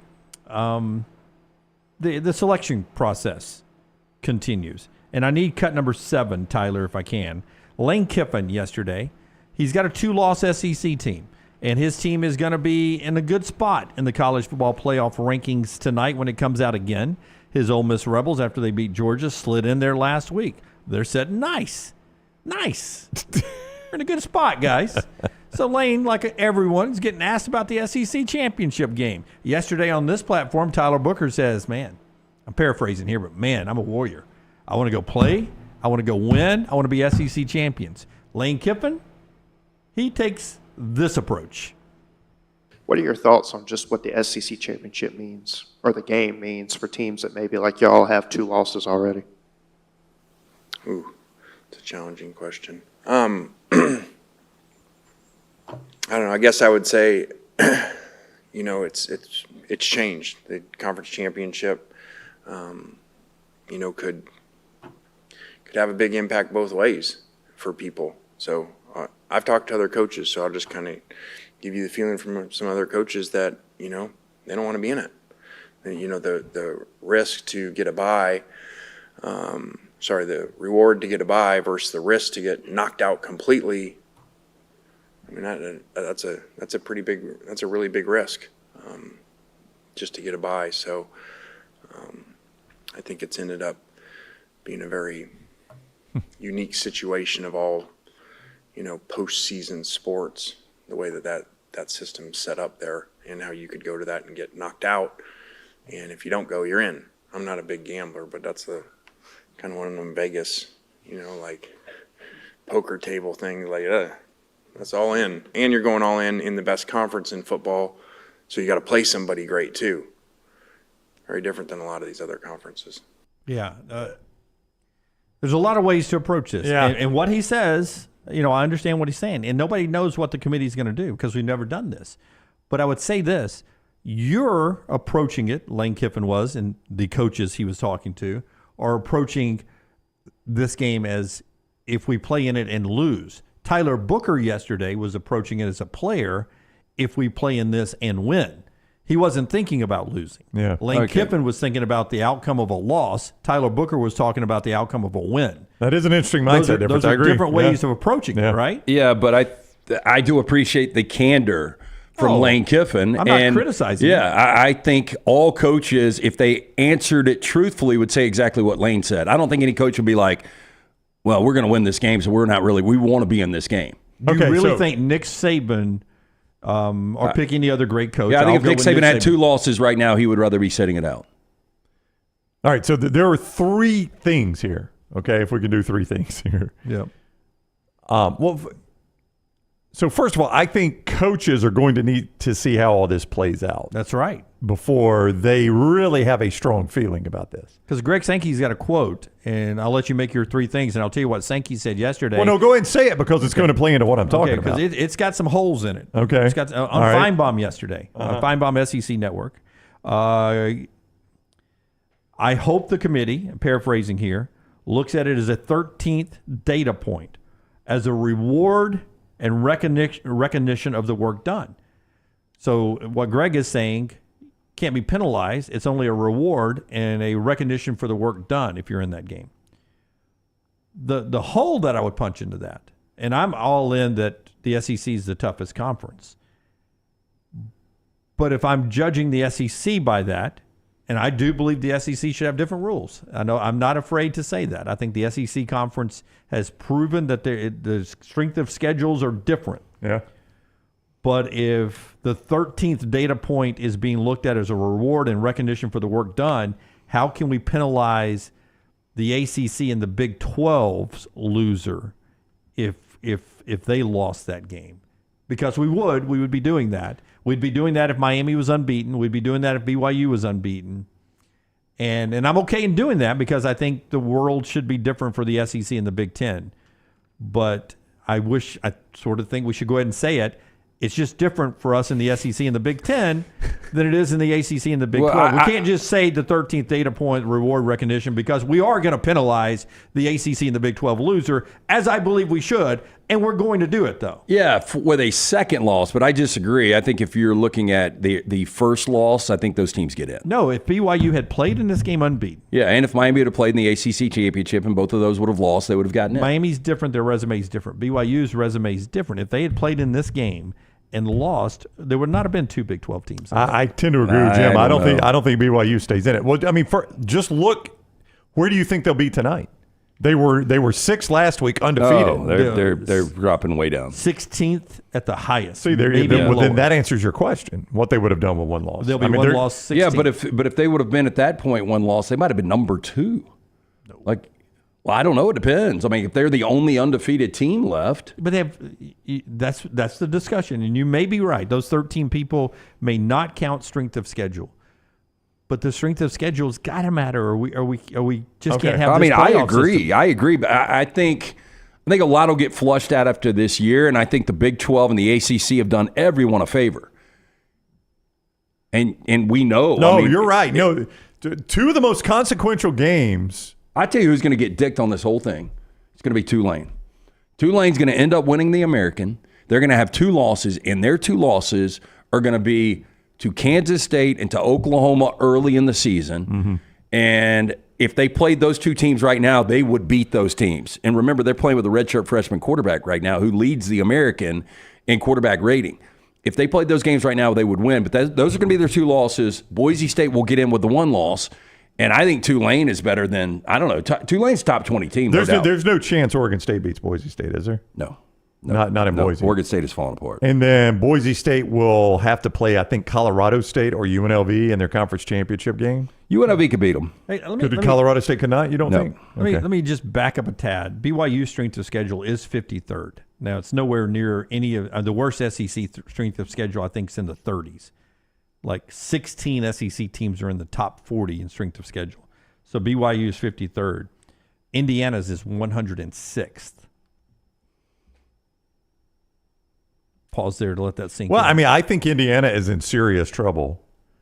SMU is 86th. Wait, I got to hear this. Indiana's in serious trouble if they lose this game Saturday and it's not close enough to – I don't know what the number is, Yeah, Lance. and I'm wondering what that number is. I don't know, but I think they're in serious trouble if that number's big enough. Okay, I don't disagree. Like if they were to lose 42-3. I was thinking 42-7. I don't know why we both settled on 42. And look, this number's gone to 13.5. Like not only is all the there's a lot of public tickets right now written on Indiana, but every sharp player is hammering Ohio State. Like they can't get enough money on this game right now. And so they believe this game, and I think it's going to be I think it'll be around the number. I think they'll win by 17-21. And I think if they lose by 21 and they're 11-1, it's such a great story. I think they're in. But I do agree with you. If it gets into the 35-plus, then they could have problems based on strength of schedule. I think the fact that they fly the Big Ten pennant, it's going to help. They're going to get in there. Well, some of this also, if they were their strength of schedule, their teams look fantastic. All of that, and if they were in the ACC and Big 12, they'd be out. Yeah, but also Penn State, Minnesota will play into that too, and you know we'll have to see how that turns out. Coming up on the upset alert. I was about to say, most difficult drawing I've ever done. More on that in a moment. I went the hard route, by the way. I've kind of got long thoughts here. If we need to, I get the feel maybe we might need to squeeze in a couple sponsors before my long thoughts. You were just talking about those lines. After LT tells us about Dr. B, you tell us about MyBookie. Yeah, our man Dr. B, look, when I started to thin out, we started this venture, I had no idea. Nobody was nice enough to say, you know what, you're starting to thin out a little bit. But once I saw it, I reached out to Dr. Beckenstein, the absolute best in the business. And since that moment, I did it again last night, 3 times a week, 30 minutes each time. I do the non-invasive treatment on the couch. Brown's doing it right now. For more than 20 years, women and men have turned to Dr. Beckenstein for a range of cosmetic and reconstructive procedures. He will use that experience, his advanced training and genetic testing to help his patients fully understand the procedures they are considering. Call Dr. B and the great staff today. Schedule the consultation. Tell them the next round sent you. 205-319-0316. That's 205-319-0316 or t3hair.net. So Lance mentioned some movement of the Ohio State-Indiana point spread. You could still go to Ohio State minus 12.5 at mybookie.ag. That's where you can find them there. Florida and Ole Miss, the Gators a 10.5-point home dog against Ole Miss. Pretty big game as it relates to the college football playoff. Auburn and Texas A&M. Have you seen a lot of movement in that one, Lance? That one kind of hanging around 2.5? Yep, kind of hanging around 2.5. Yep. And I wouldn't be surprised if it hits 3 and, you know, depending on how the week plays out, this thing could get as high as 3.5. If it goes the other way, like I think Auburn definitely wins this game, but if it goes the other way, if it drops to 2, 1.5, watch out. Yeah, 2.5 is where it is right now. Texas A&M a 2.5-point favorite at Auburn on Saturday, and Alabama on the road at Oklahoma, a 2-touchdown favored by 14. All those point spreads came from right there at mybookie.ag. Code next round. You need that code when you sign on because you're going to make your initial deposit to start playing. They're going to double it with code next round at mybookie.ag. Bet anything, anytime, anywhere. Mybookie.ag, code next round. mybookie.ag, code next round. So I think 3 things here. I think, number 1, Greg Sankey can't come out on Feinbaum and say, Paul, everybody needs to quit worrying about it. We've got this worked out. The SEC participants are not getting left out of the playoffs. You know he can't say that, right? I mean, he's got to at least make it sound like it's a possibility rather than everyone be up in arms that the SEC and the Big Ten are running this.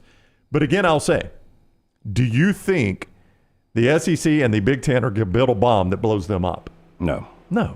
They're not that dumb. No. They're not going to build a bomb that blows them up. And if they backdoor them and screw the Big Ten or SEC championship loser this year, before we kick the ball off next August, the playoffs will be different. Correct. Oh, so, or you'll have coaches that'll say, look, my team's not going. Yeah, I mean, but they can't. The Big Ten and the SEC can't afford that. That's too big of a property for them. This is a massive property for them. Yeah, and ESPN and Fox. Absolutely. All right, so that's number 1. Number 2, I don't think you can, as a coach, make a definitive decision on whether or not you would like to go to Atlanta based on a couple things. How valuable do you think is, and Lane mentioned this, rest versus the bye, I guess, is the way you would look at it. I mean, either way, you're getting rest. That's right. But there's the one team that's going to go play in the conference championship game. They're not going to get rest or a bye. See what I'm saying? Yep. So one team in each conference is going to not get rest or a bye. You better win this game. Yeah. But, I mean, I'm off. I play the first week in December, then I play again December 21st. Yeah, you've got... So there's 2 weeks. 2 weeks. Yeah, there's 2 weeks if I lose the game. And if I win the game, then I'm off a month. Not quite. It's 22, 23 days, though. Yeah. To January 1st. So I don't know how valuable that bye is. Like, there may come a day. Well, it's an extra game. And depending one on less game you have to play. And depending on who you play, it could be a loss. So this might be a better way to answer this. Like, I can't get enough Rams. Like, if a preseason game, I'm watching anything. So if this was the Rams, I'd be like, damn, I want another game. But do you think Ole Miss, Alabama, Texas, Georgia, do they want another game? No. Those fan bases? Oh, fan bases. Yeah. Well, I think fan bases want what's best for their team so that they can win and brag at the water cooler on Mondays. Are you guys not fascinated? Like, there's a good chance we'll be over for the game this year for the SEC championship. And I hadn't been in a couple of years. And regardless of opponents. I went 20 straight years, and it was one of my favorite weekends. I'm very interested to see what the buzz and the atmosphere. That used to be an incredible atmosphere, and you guys remember it because it was a play-in game. I wonder what it's like now. I wonder if it's Alabama, Georgia. I mean, it's going to sell out. That game sells out every year, Jim. But what do you think the buzz will be like for Alabama, Georgia? Now, if it's, say, Texas, Ole Miss, it'll be a buzz, a massive buzz. Yeah, but keep in mind now, Texas, they're looking down the road, and they're new to being really good at football on a consistent basis. But if you're an Alabama fan, it's a drive. If you're a Texas fan, it's a flight and hotels. That's right. To Atlanta. And you've got January 1st or December 21st coming up where you could be on the road. You've got a semifinal game. You got a championship game back in that same city. Yeah. So it's craziness on what you're asking the fans to do. It'll be interesting to see how hard the ticket is, no matter who's in the game. Yeah. So that would just be my thoughts on any coaches Lane Kiffin or any coach Lane Kiffin's talking to. You just don't know how valuable these things are till you see it play out. How valuable is it in recruiting for Lane Kiffin to say we're SEC champions? Well, here's a whole nother aspect. We've got such a dumb system. They're having to do the mass part of their recruiting, or at least their closings, the week of the first playoff game. Like that, hey, that is a whole nother aspect. Like after they've been through this cycle one time, getting the bye, you know what that means? That means you're not coaching a game the week of that first closing day. Signing day, excuse me. They may look at that. What? Didn't we open it up on December 4th? Like, isn't there a couple of weeks for signing day now? It's so confusing. But that actual signing day is the week of the first playoff game, which is just a stupid schedule. Only college football could come up with that type of schedule. Yeah. There's a lot to take in. It does seem like Lane and the coaches he was talking to are weighing, I'm in that game and losing. There's a value in being in that game and winning, and not just the bye to being the 1 or 2 seed in the bracket. It is also, there's value in it in recruiting. You're an SEC champion. There'll only be one team that is national champion. I don't know if there is value in the recruiting. How many basketball guys you think are like, who won the SEC championship last year? I'm kind of with Lance. I think you've probably made your choice before that SEC championship game already, so I don't know that it's going to push anybody. I do have an idea on recruiting. For the next year, I know. The future recruiting. I know, but I just don't know. I think being in the playoff means more than winning an SEC Did you guys like the grand prize game and the old Price is Right? Oh, absolutely. Can you imagine if you had the top recruits and you had their final 3 schools and it came down to the final pitch? And you had Alabama door A, Ohio State door B, USC door C, and the recruit was right there, and they got their final pitch. And they're like, okay, we're sending your family to Europe for a month. We're giving you $5 million, and we're giving you this Aston Martin. Yeah. And then the second school's up, and then they come down to their final pick, and then we see exactly what they're getting. Yeah. Would you watch that? Oh, absolutely I would. I think that would be entertaining. I'm taking door C. I've got Ole Miss. I'm going to take this Aston Martin, and my family's going to the Bahamas for a month. I think it'd be great.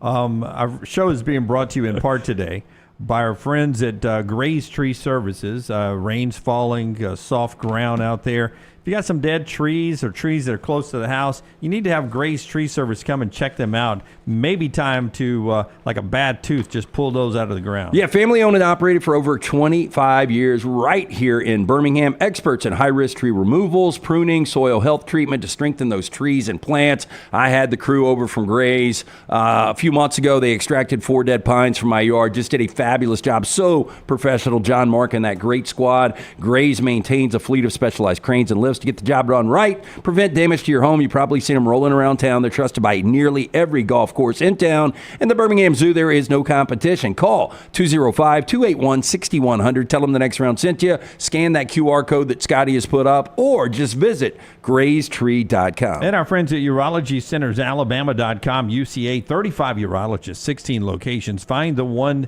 nearest you. Why, guys? Well, you need to stay on top of your health. Early detection, so important at UCA. Urology Centers of Alabama, 205-930-0920, 930-0920. Visit urologycentersalabama.com.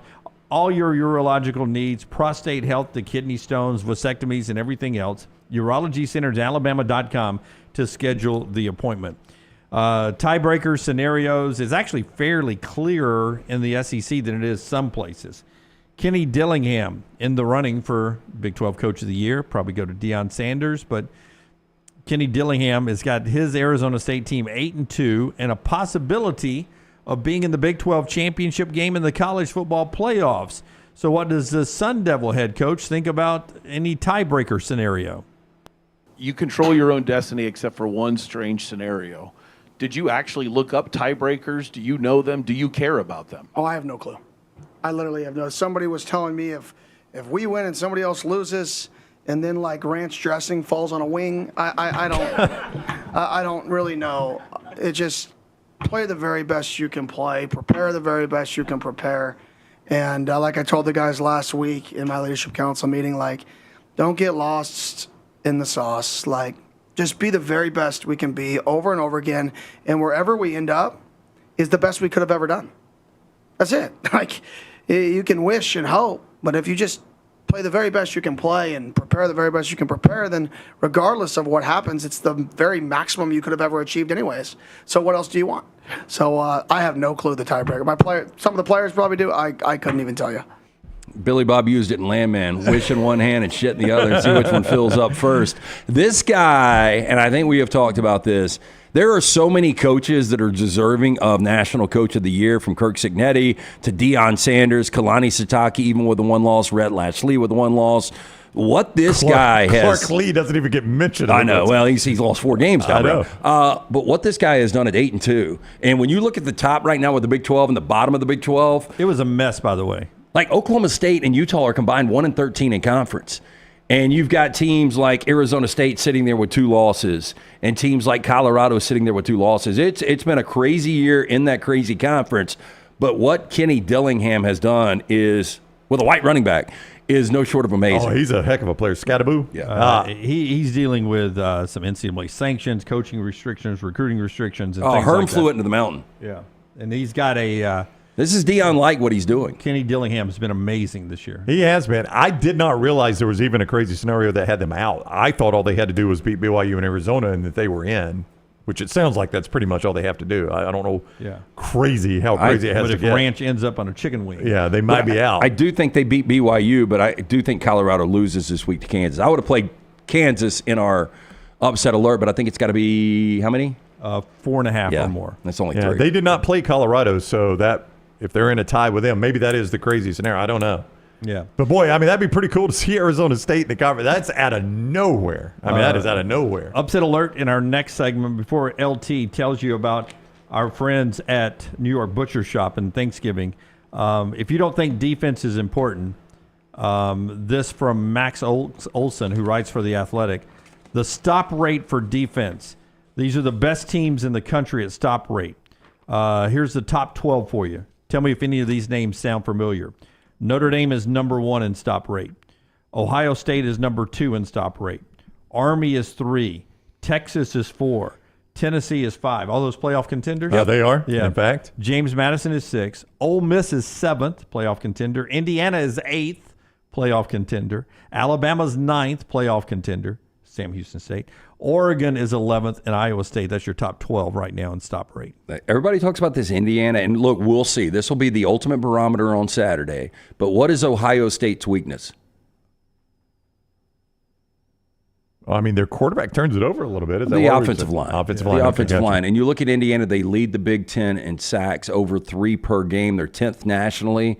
Can we, when we come back, before we do our upset alert, can we play the scenario that if Indiana wins this game, what is Ohio State? I think they're okay with their brand, but then you talk to me about who they've beaten at that point, okay? New York Butcher Shop. Thanksgiving's coming up. But yeah, Thanksgiving, you're running out of time. You got 9 days. You haven't planned that meal yet. You need to do it right now. Rare quality, well-done service, 2 locations. Stop in, see Jim and the great guys. Their turkeys are fresh, all-natural, hormone-free from Joyce Farms, one of the best poultry producers in all of America.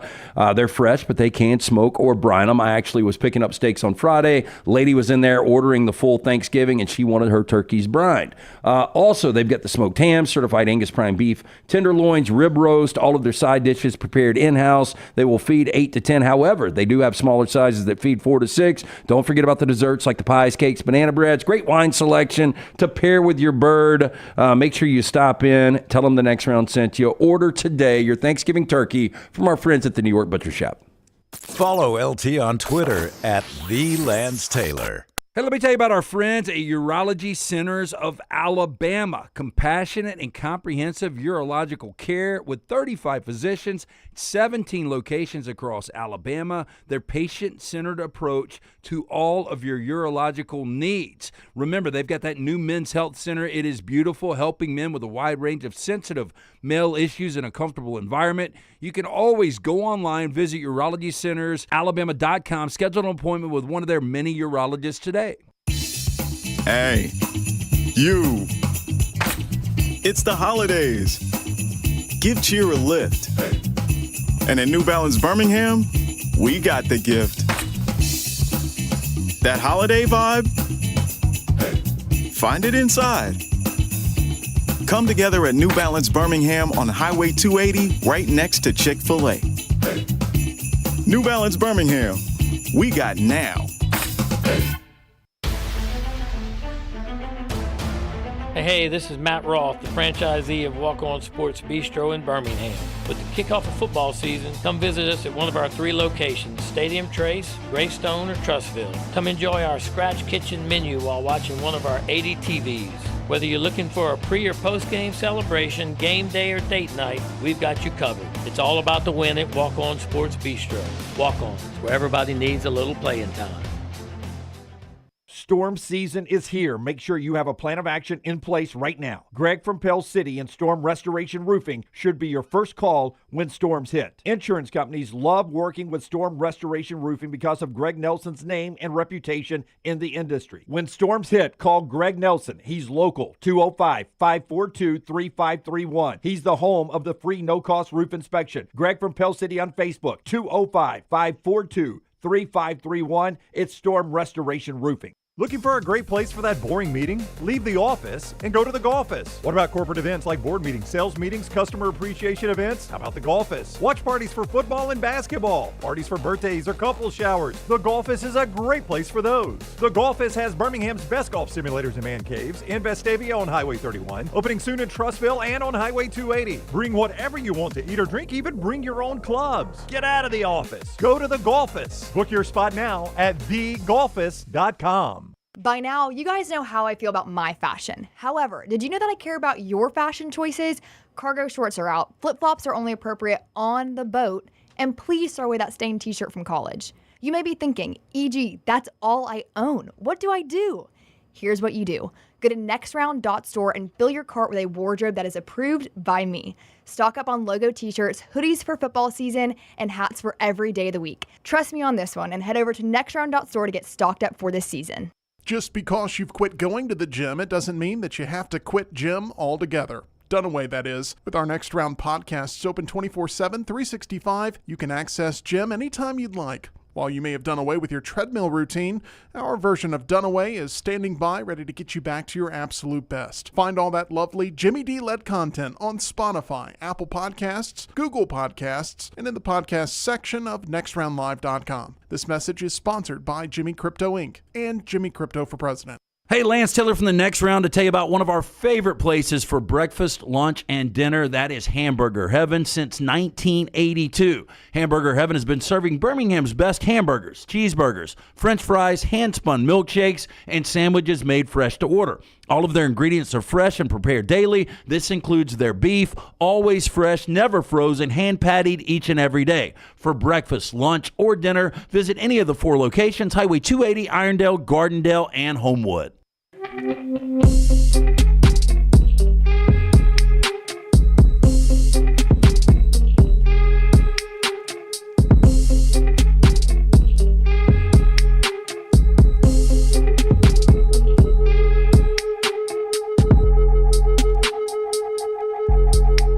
Back with you on the Next Round as we continue on. By the way, Paul Skeens last night, National Rookie of the Year, 11-3 record with the Pirates, 1.98 ERA. Luis Gil, I believe, of the Yankees, was the American League Rookie of the Year. Hang on, Libby. She was there. She was there. Hang on. Yep. LT, she pulls down $5 million a year on social media. No, it's a power couple. Look, it is. I'm just saying, like, how long is her window? And, I don't know. You know, she's got 5, 6, 7 years of that look. According to you, and up until age 35. That's Hollywood. I know it's Hollywood, but it's going to at some point translate to social media. I'm just saying, his money is going to be insane. Social media lifetimes are even shorter. Yeah, shorter than Hollywood. Oh yeah, absolutely. Okay, LT's about to tell you about Rodney Scott Barbecue again. Such great ribs and stuff, but I want to make this point. We're about to enter into maybe the next worst contract of all time. Steve Cohen of the Mets tells Juan Soto, who's meeting with the Dodgers today, that I will pay you $50 million more than whatever your best offer ends up being. Sold. If you sign with the Mets. $50 million more? $50 million more of whatever your best offer ends up being. Now, the Mets have already offered him $660 million. Well, remember, the Mets got the most creative contract ever, not That's in true. their favor with Bobby Bonilla. That's right. If I'm Juan Soto's representatives, I'm like, done. Let's figure this thing out. Yeah, and we can extend it out on payments, however you want to do it. Yeah, I've got my ring. I don't need my ring anymore. Well, what you need, and I've been in one of these negotiations before, what you need to kick in that $50 million, they've already offered $660 million. It'd be nice if the Dodgers offered you $660 million today, so your reps can go back and say, the Dodgers offered $660, so where's that $50 million? My math says 710. Yeah, That's where you guys are at so now. we're at $710 million now? Yeah. Dodgers are going to be the first ever $1 billion payroll. Yeah. It'll happen one day. Juan Soto in the mix there to make some money. Tell us about our friends at Rodney Scott Barbecue. Ribs that you don't even have to put sauce on. Well, really important. We want you to drop by the Trustful location tomorrow. We're going to be out there from 4 to 5:30 doing a live specialty show. We'll also be talking with the Pitmasters out there. They are placing the pre-orders right now for Thanksgiving. Homemade Southern sides, desserts. You can book right now the pre-order, the barbecue pit-cooked, spatchcocked turkeys available right now for pre-order at RodneyScottsBBQ.com. The spatchcocked turkeys, pit-cooked, smoked over hot coals for hours, seasons with their famous rib rub, Rod's original sauce. Again, RodneyScottsBBQ.com to order those right now. And remember, we will be live, Trustful location tomorrow, 4 to 5:30. Come join us. By the way, Ichiro Suzuki is now on the Hall of Fame ballot. He'll be a first ballot Hall of Famer. Oh, yeah. Should Incredible. he be the second unanimous Hall of Famer? The first, for those that don't remember, was Mariano Rivera. Nobody had ever done it, which is absurd. Well, Not that he didn't deserve it, baseball but that writers done it are before. stupid. They're idiots. So yeah. no Babe Ruth, no Willie Mays, no Hank Aaron. I mean, no, make that no. make sense, right? But Rivera's the only one. There is discussion on whether Ichiro will be the next one or if one guy will not vote for him. Paul, How do they decide that? Paul, it's your turn to be old, white, and angry. Yeah, is that what they do? Exactly. Do they go out for drinks tonight before the vote and they're like, All right. Somebody, I got it. Who's against Ichiro? I'm going to do it. Yeah, Willie Mays. All right, John, you're old, white, and angry. Don't vote for Willie Mays. That's what it comes down I do to. love One guy's got to hold out. The fact that our man Buster Olney, who loves baseball more than anybody on this planet, actually votes with common sense. That's right. He votes the juicers in. Yeah, he should. He said Freddie Freeman should be unanimous. I mean, I think Buster's line for unanimous is pretty low. That's right. That's no shot at Freddie Freeman. I'm just saying Freddie is not in the same category as Willie Mays and Babe Ruth and those guys. Yeah, so here we go. Bobby, no, I'm not acting like I've been in negotiations like the one Juan Soto's in. That's asinine. Would not be in one for $660 million. I'd like to see it, though. But in my world, it was the equivalent of what Juan Soto's $660 million is. It would only take about $660 in my checking account to do that. So Bobby, I was not acting like I'd been in one like that. Let's get to our upset alert brought to you by our friends at McCurry. Big button here, and then Brownie will tell you about McCurry. The College Football Spotlight.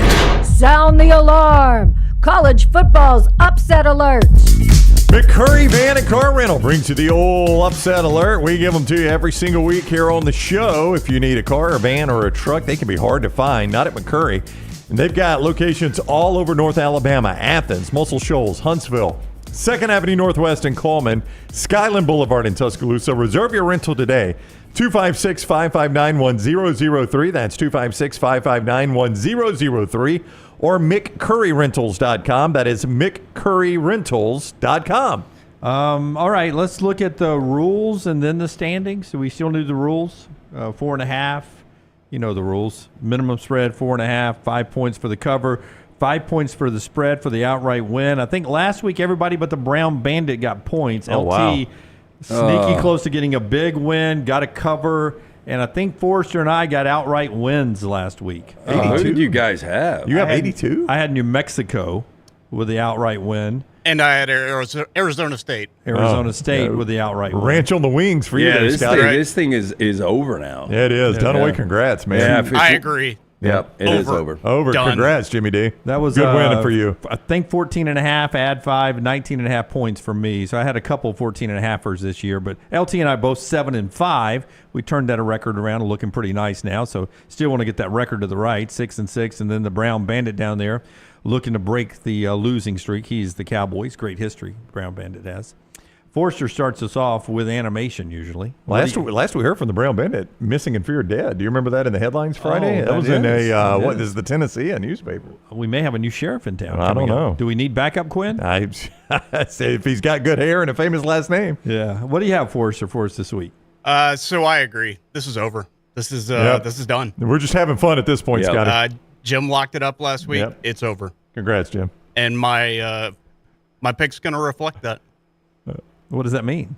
Well, what do you guys look for when identifying your upset alert? Easy to draw logo is starters for me. Generally, I try to go. We take on some challenge. I mean, this one I did this week is awful. It's tough, but No, it's tough. I think it looks really good. I've seen you draw it. It's tough. I generally go fun logo, big point spread. I actually try to get a team that's going to cover and win. Yeah, that's me. I just try to cover and win. Well, up until this week, that's what I look for. Me too. I'm going to follow you up on this. But this is my concession speech.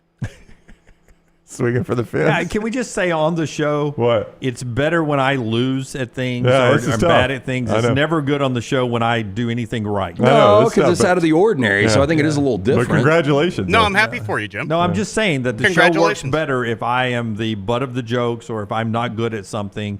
If I didn't pay $100 a month to have somebody pick my upset alert for me, it's better. It's better if that happens. What do you have, Forrester? All right, so we're keeping it really local. Oh, no. Here. We're going to Protective Stadium. Oh, my. Going against Rice? Where the Rice Owl is just going to be hanging out there. Oh, at Schoolhouse Protective Rock. Stadium. Look at that. Wow, eating a lollipop right there. Yeah, trying to get to the center of the Tootsie Pop. That's right. He goes 3 licks, doesn't he? No, that's an edible pop, isn't it? With those eyes. Way before we had those. That's what he looks like now. Yeah, that you that's do right. that, yeah. That's stoned owl. Oh, no. It's going to get a little tough for him here. Uh-oh. UAB? Blaze. Did you CGI that crowd? Oh, no. Oh, no. He's smoking him. Did you CGI the crowd? Bye. UAB getting 6.5. You put ashes. That's right. Yep. Vaporized. Hey, did you spatchcock that owl? You bet your ass I did. That's the only way you can do it, the way he's looking at that Tootsie Roll. Spatchcock him. UAB plus 6.5. How bad must owl meat be? That we've never eaten Well, it. people have. Yeah, but nobody eats it regularly. No. So somebody ate it and it's like, y'all don't go there. My Yeah, God. keep the chicken. Eating rats out of barns. Yeah. Yep. Wow, Scotty, that's a big win for Trent Dilfer. Is that a job saver for him? Sure. I'll go next Does it because my matter? drawing not as good as LT's. I'm going to go to Yankee Stadium, and I'm going to take Army. You're picking the United States? Yeah. I'm just going to take Army. God bless America. I started, traffic was bad at 6:15. Uh-huh. So I got here a little late, and I started to draw all the different Army logos. Yeah, that's tough. And 3 of them in, they all were not respectful enough of the great. Yeah. How is Great traffic West bad Point. at 6:15? Yeah. I Because knew it's it was going to be raining. bad for you guys when it was bad at 6:15. If traffic's bad at 6:15, Yeah. I told Brown when he walked in, I said, when I knew it was going to be a bad traffic day? When I was in traffic at 6:15. That's right. Hey, Yep. I think this Notre Dame team's pretty good, but you know what they can't do? They can't throw the football. They cannot throw the football at all. And if they ever get behind, and I'm not saying they get behind the Army, I'll be pulling hard for Army on Saturday. But Me too. But once they get to a college football playoff or the game in the Coliseum against USC, and if they get down, Notre Dame's going to have a problem coming back. Yeah, I would say that I don't know what Army's uniforms are at Yankee Stadium, but I saw them for the Navy game. Phenomenal. Yeah, they're honoring the 101st. Here they are. Oh, it's as good a uniform. 101st Airborne, the Flying Aces, the Nuts, as some of them were called, and the Screaming Eagles. Just an amazing uniform that they'll wear against Navy this year. Yeah. And in case you go look at the video Army sent out, in case you wonder why they just have Army like that on the back, there is meaning behind it. 101st Airborne, I was talking about this on social media last night, one of the greatest fighting forces ever assembled. I've read several books about them. And what they did on D-Day and D-Day plus, whatever. They were the men parachuting out of the sky at D-Day, right? Behind enemy lines so that they could take out the guns that were raining down on the guys that were storming the beaches of Normandy. If they don't succeed, D-Day's a failure. What they did was immeasurable. And it is the story of the Battle of the Bulge, which especially there in the Ardennes forest involved the 101st Airborne. And you see it play out on, if you've ever watched Band of Brothers, that's the Easy Company from the 101st, obviously. So good. Such an amazing. But that battle where they got completely cut off for a month, they're just out in the elements. They can't build fires because it gives away their position. That's right.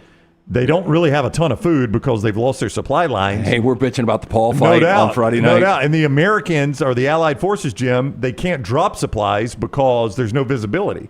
So they can't get the planes up. I mean, it was a disastrous situation.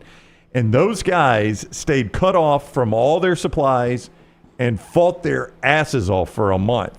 And then finally Patton's army breaks through. And the Army initially, historically, recorded it as a rescue by Patton's Army, and the 101st Airborne complained so heavily they had to change it. They're like, not one of us ever asked to be rescued. That's you right. do not call that a rescue. That's the kind of men that are in the 101st Airborne right there. And now our country absolutely hates each other. No, I mean, but hey, we don't have a country if not for men like we're in You're the right. 101st Airborne. Okay, just because I brought this up a couple of weeks ago, what happens if Penn State loses this game? Where is Penn State? Because they have absolutely beaten no one.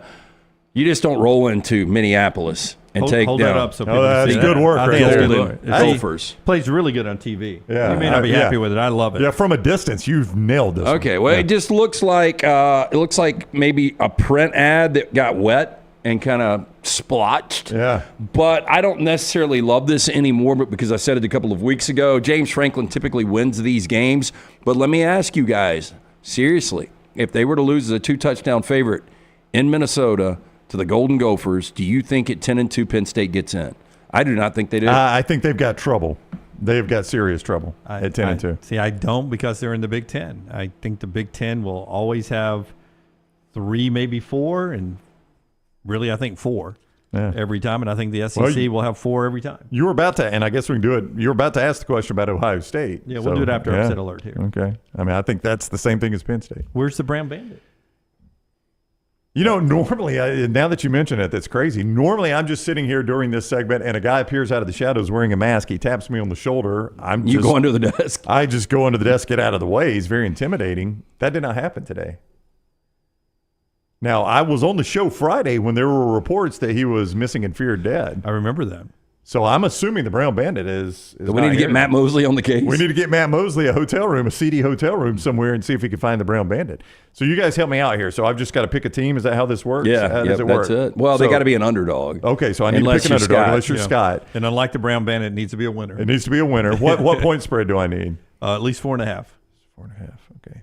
So then I need to draw the logo? Yeah, can you do that? Yeah, hang on 1 second. Let's go. I think this is going to be super simple. It's going to be quite simple. Sorry, guys. I mean, it's so new to me. I don't know. I'm going to go Virginia. Yeah. That was a quick sketch. Too. Plus the 9.5. Had to go easy logo. Sorry about that, guys. Virginia plus the 9.5 as they play SMU. I think SMU is going to win this game.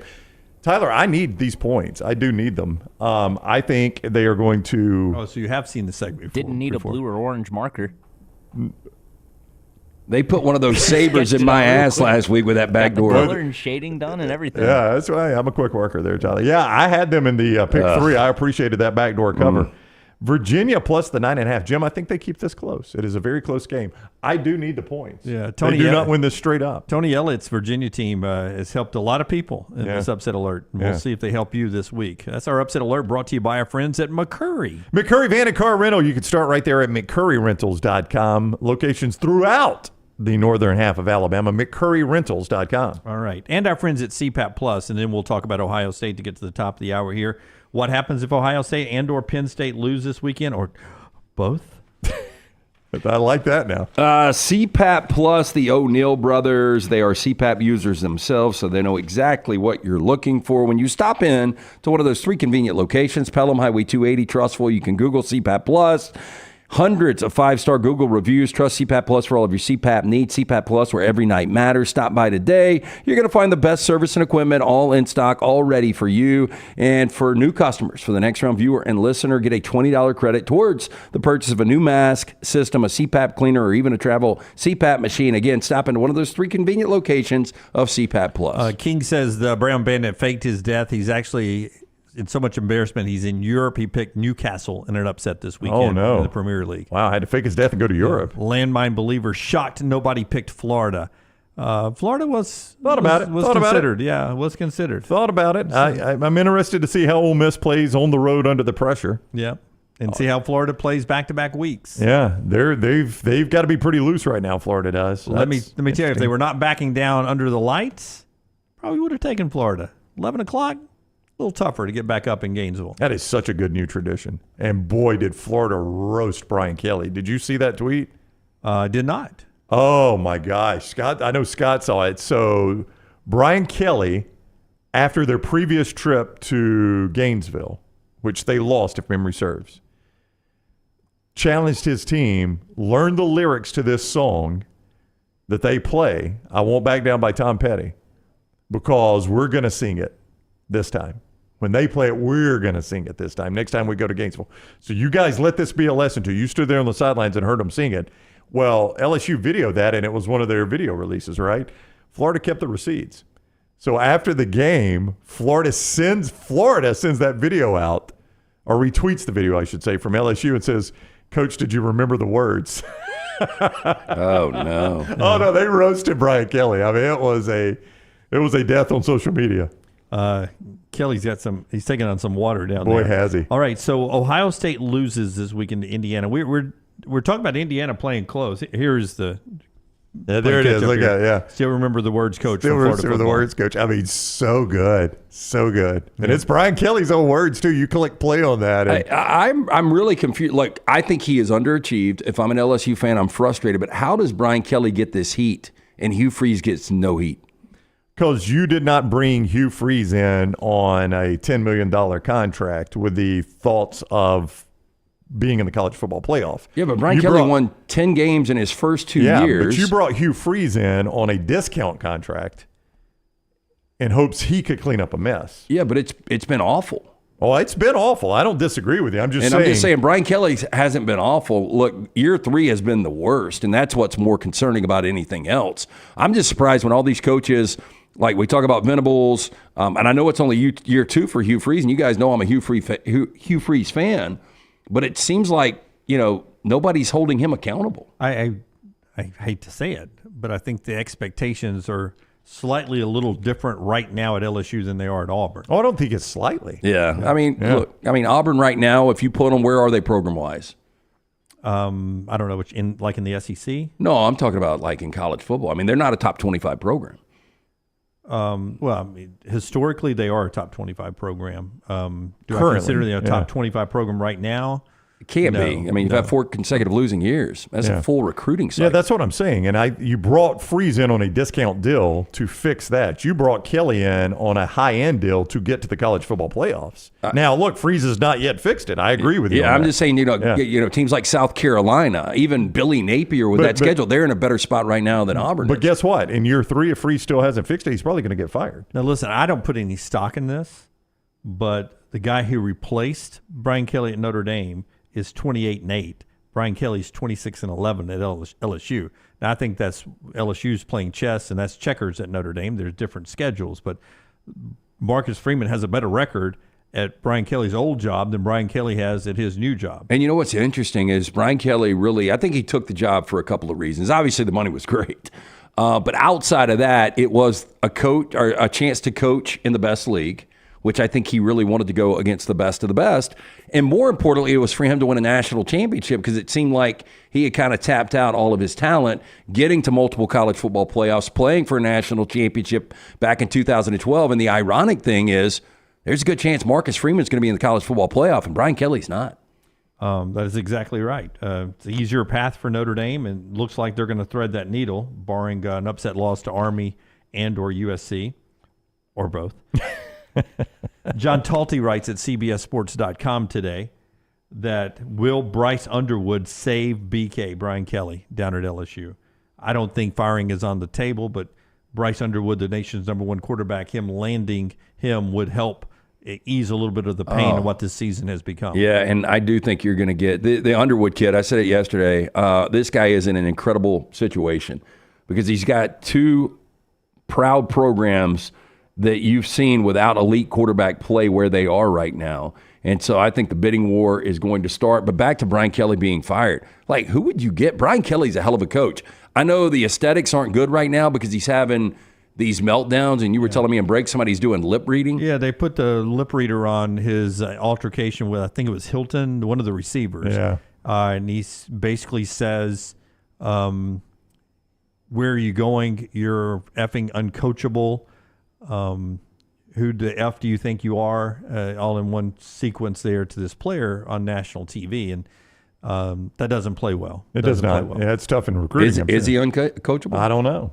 It might be. I don't know. Might be. I mean, it could be true. Even if it is, I think that's one of those things you say behind closed doors. You don't tell him that on national TV. I think it's almost like go to signs. Like if I do this, you're a MF-er, an uncoachable. You're uncoachable. Yeah. And if I do this, you're getting cut. We never got that I'm aware of, another angle of Kyron Lacey coming to the sideline.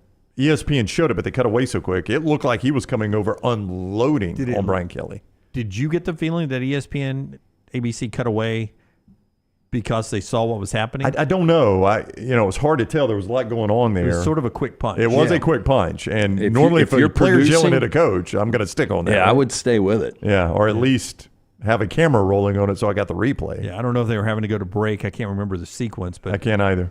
But it honestly, I didn't see the sequence live. I saw it later on. I was watching that game, but it didn't jump out at me at the time. Me either. So I don't know exactly where it occurred during the game. Top of the hour show being brought to you by our friends at JohnstonRVCenter.com. We'll do our 4 downs and talk about teams that we don't talk about losing coming up in the next segment. Johnston RV Center, a chance to win out in America, outdoors in 2025. Hey, go see the U.S. See that flag over there Jimmy D's got? Go see that flag in RV from Johnston RV Center. You can see it, I-65, exit 304 in Coleman, 334 in Decatur. Always online at JohnstonRVCenter.com. We were talking about the military earlier. They love the United States military the way we do on this show. We can never say thank you enough. That's impossible. But as a very small show of gratitude, they give you a great discount there at Johnston RV Center. Just ask them when you're there. I-65, exit 304 in Coleman, 334 in Decatur. JohnstonRVCenter.com. Follow Brownie on Twitter and Instagram at ryanbrownlive. Twin Peaks is the best in the game. Here, you're in the red zone for every college rivalry and divisional matchup all season long. On game day, you never have to decide which teams to watch, only what combination of bites, burgers, wings, and more to order. Plus, where else are your favorite draft beers always poured at a frozen 29 degrees? Only at Twin Peaks, the #1 sports bar. Stick around after the sun sets. Twin Peaks is open really late. Wind down with bourbon and late-night bites. Only at Twin Peaks. From the creators of The Next Round comes 2 new sites, covercrimson.com and thebarnauburn.com. 2 team sites with the same excitement and information-driven content that you get every day on The Next Round. Live daily shows, recorded shows, free of charge, plus premium content with insider information starting at just $1. And it's the perfect gift for the Alabama or Auburn fan in your family. Covercrimson.com or thebarnauburn.com. Sign up today.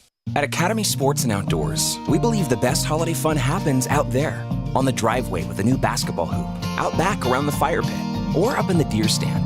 No matter your fun, we've got it. The right stuff at the right price. Academy. Have fun out there. Happy football season. At the Next Round, we strive to make our loyal listeners feel like they're a part of the action all season long. My name is Emily Grace McWhorter, and I do that by bringing you along for any given Saturday in Auburn or Tuscaloosa. From pregame warm-ups, touchdowns that make you feel a part of the play, and everything in between, our goal is to make you feel like you're inside Bryant Denny or Jordan Hare. Follow along on our social media at Next Round Live on Instagram, X, and Facebook. Also, check out thebarnauburn.com and covercrimson.com while you're at it. Here's to fall Saturdays. Looking for a great place for that boring meeting? Leave the office and go to the golffice. What about corporate events like board meetings, sales meetings, customer appreciation events? How about the golffice? Watch parties for football and basketball, parties for birthdays or couple showers. The golffice is a great place for those. The golffice has Birmingham's best golf simulators and man caves in Vestavia on Highway 31, opening soon in Trussville and on Highway 280. Bring whatever you want to eat or drink, even bring your own clubs. Get out of the office. Go to the golffice. Book your spot now at thegolffice.com.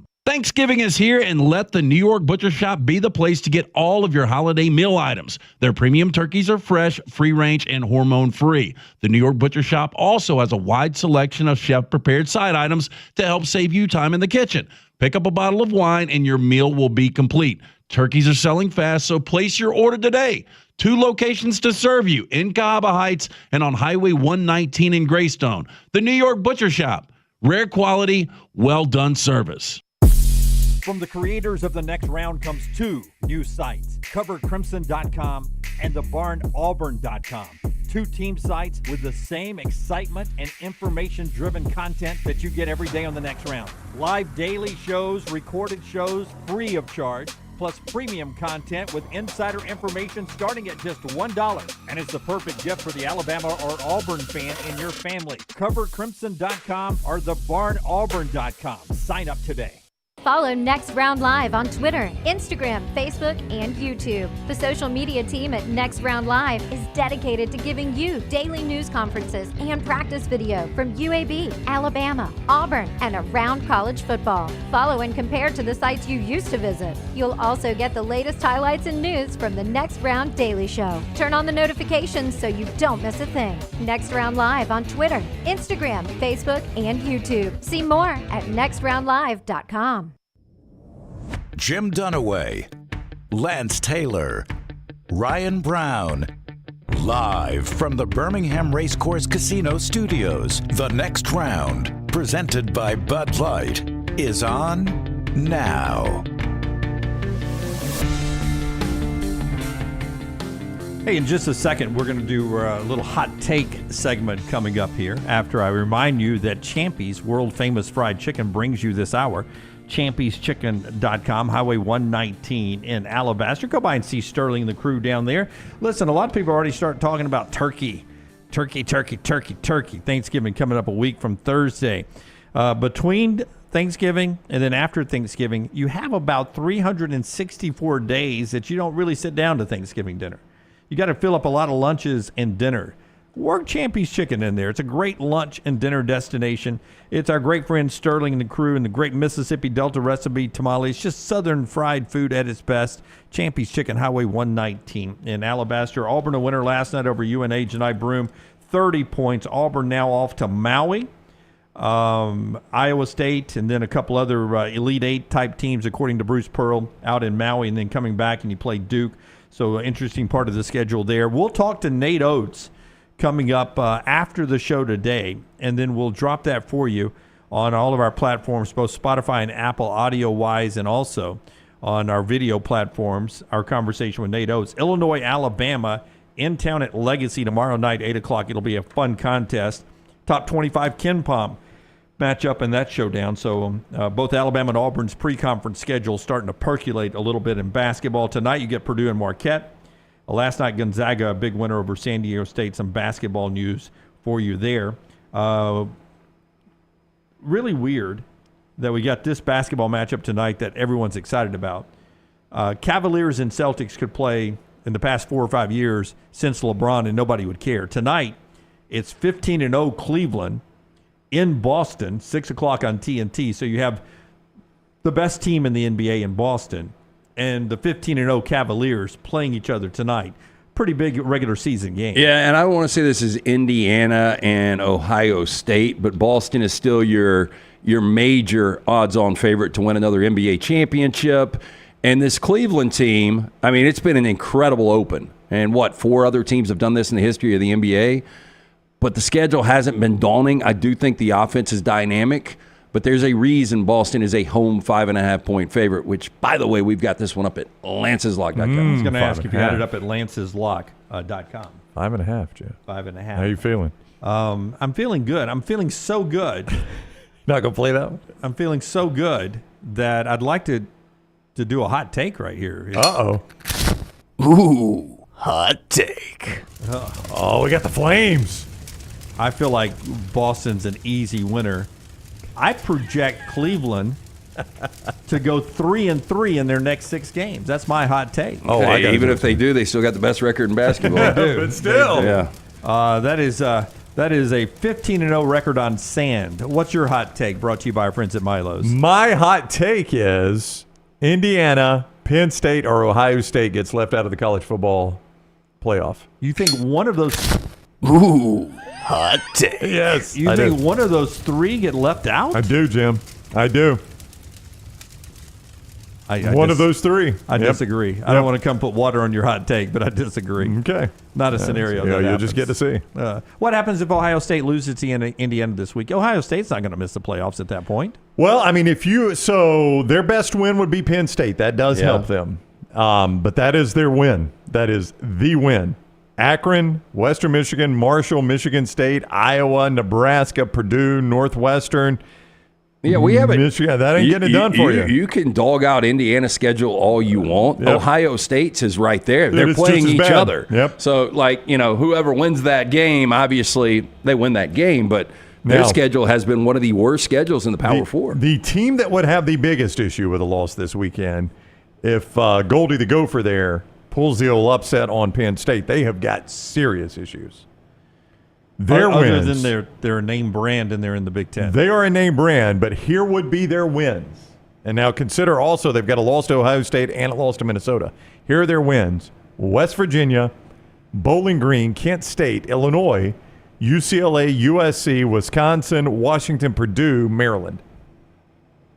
Find me a good win in that bunch. There's not a lot in the Big Ten. Nope. Yeah. That's part of the problem. Now, I mean, Ohio State's got the best loss of the year. Well, at Oregon, by one. And I do think that helps Ohio State. You paired Ohio State and Penn State together. Ohio State, to me, a two-loss Ohio State has a far better resume than a two-loss Penn State. Oh, yeah, For head-to-head one, they've first, got head-to-head. yeah. I mean, that's number one. But even the loss at Oregon, that being one of your losses by one at Oregon, whereas Penn State would have lost in their own place to Ohio State and against Minnesota.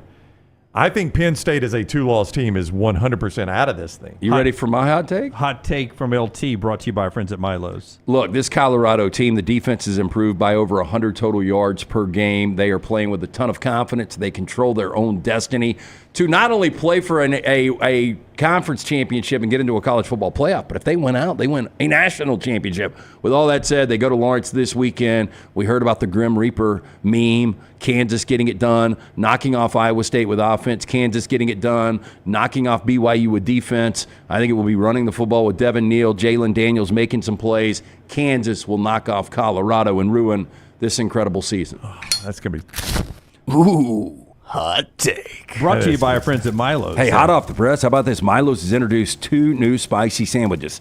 Tell me which one of these 2 you'd go with right now.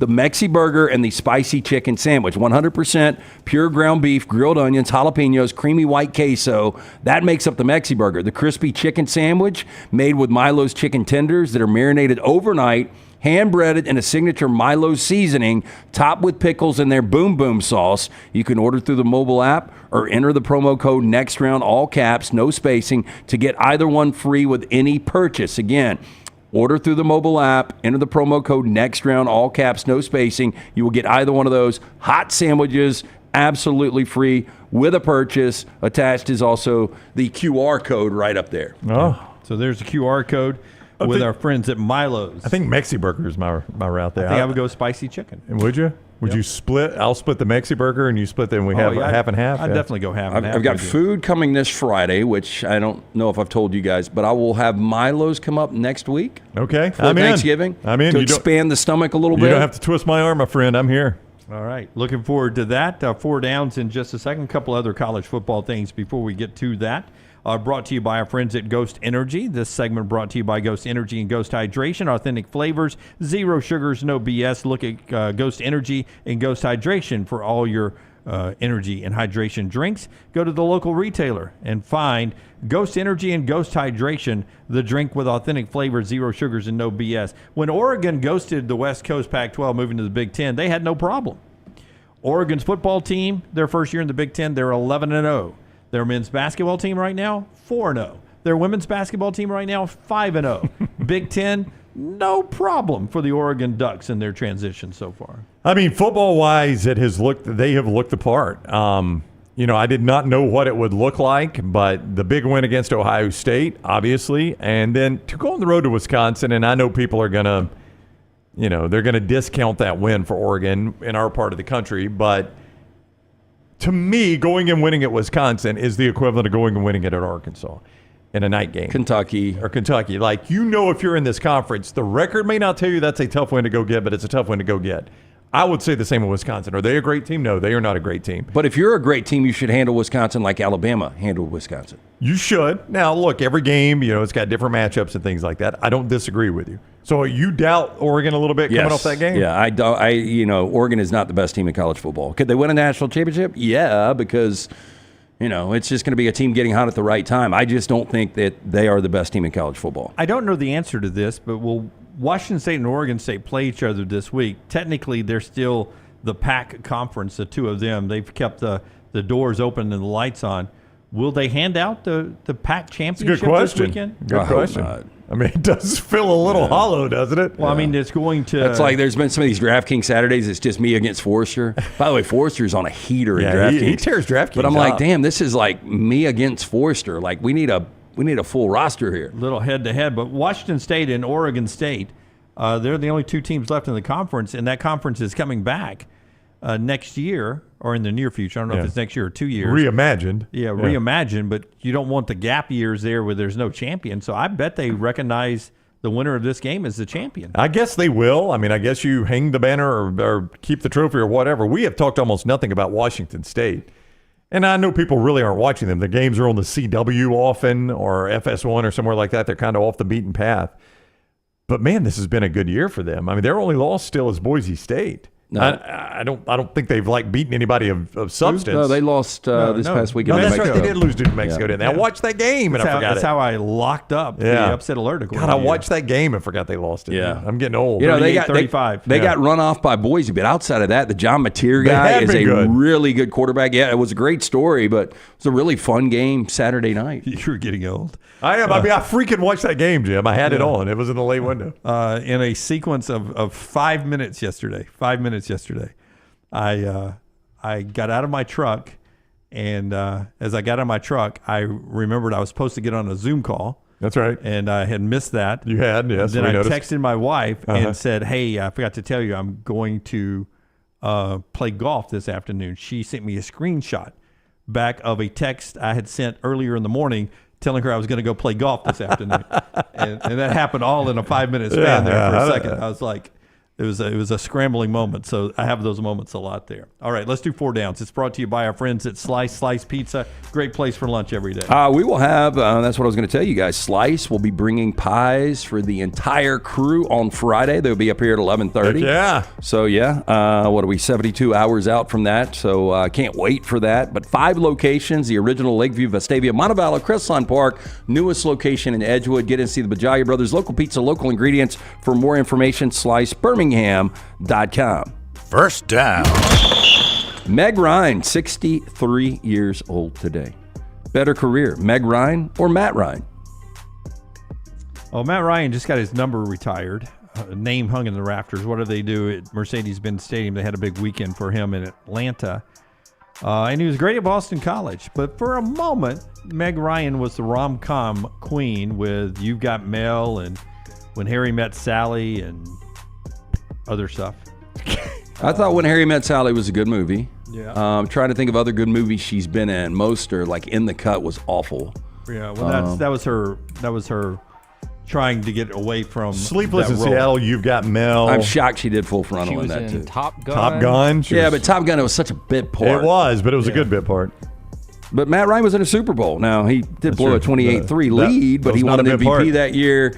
Matt Ryan has, I would say, way more money than Meg Ryan. She did get a divorce from Dennis Quaid, which maybe paid her a little bit. Yeah. But I'm going to go Matt Ryan here. You think Matt's got more money than Meg? I do. I mean, there's a lot of big movies. And that line. Quarterback money, B-list actress, frontline quarterback. She was not a B-list actress at one point. In the 90s, she was A-list actress. But in the 90s, they were only making, those A-list actors making like $750 a movie, maybe. $85 million for Meg Ryan. Same website says Matt Ryan is $70 million. So it's pretty close. Yeah. I'm going to lean Matt Ryan. I'm going to go Meg Ryan. Goose, take me to bed or lose me forever. That's your favorite line for that movie, isn't it? Matt Ryan, Hall of Famer? It's tight. Not winning that Super Bowl might keep him out. Better quarterback than Eli Manning, no doubt. Meg Ryan, But- Hall of Famer?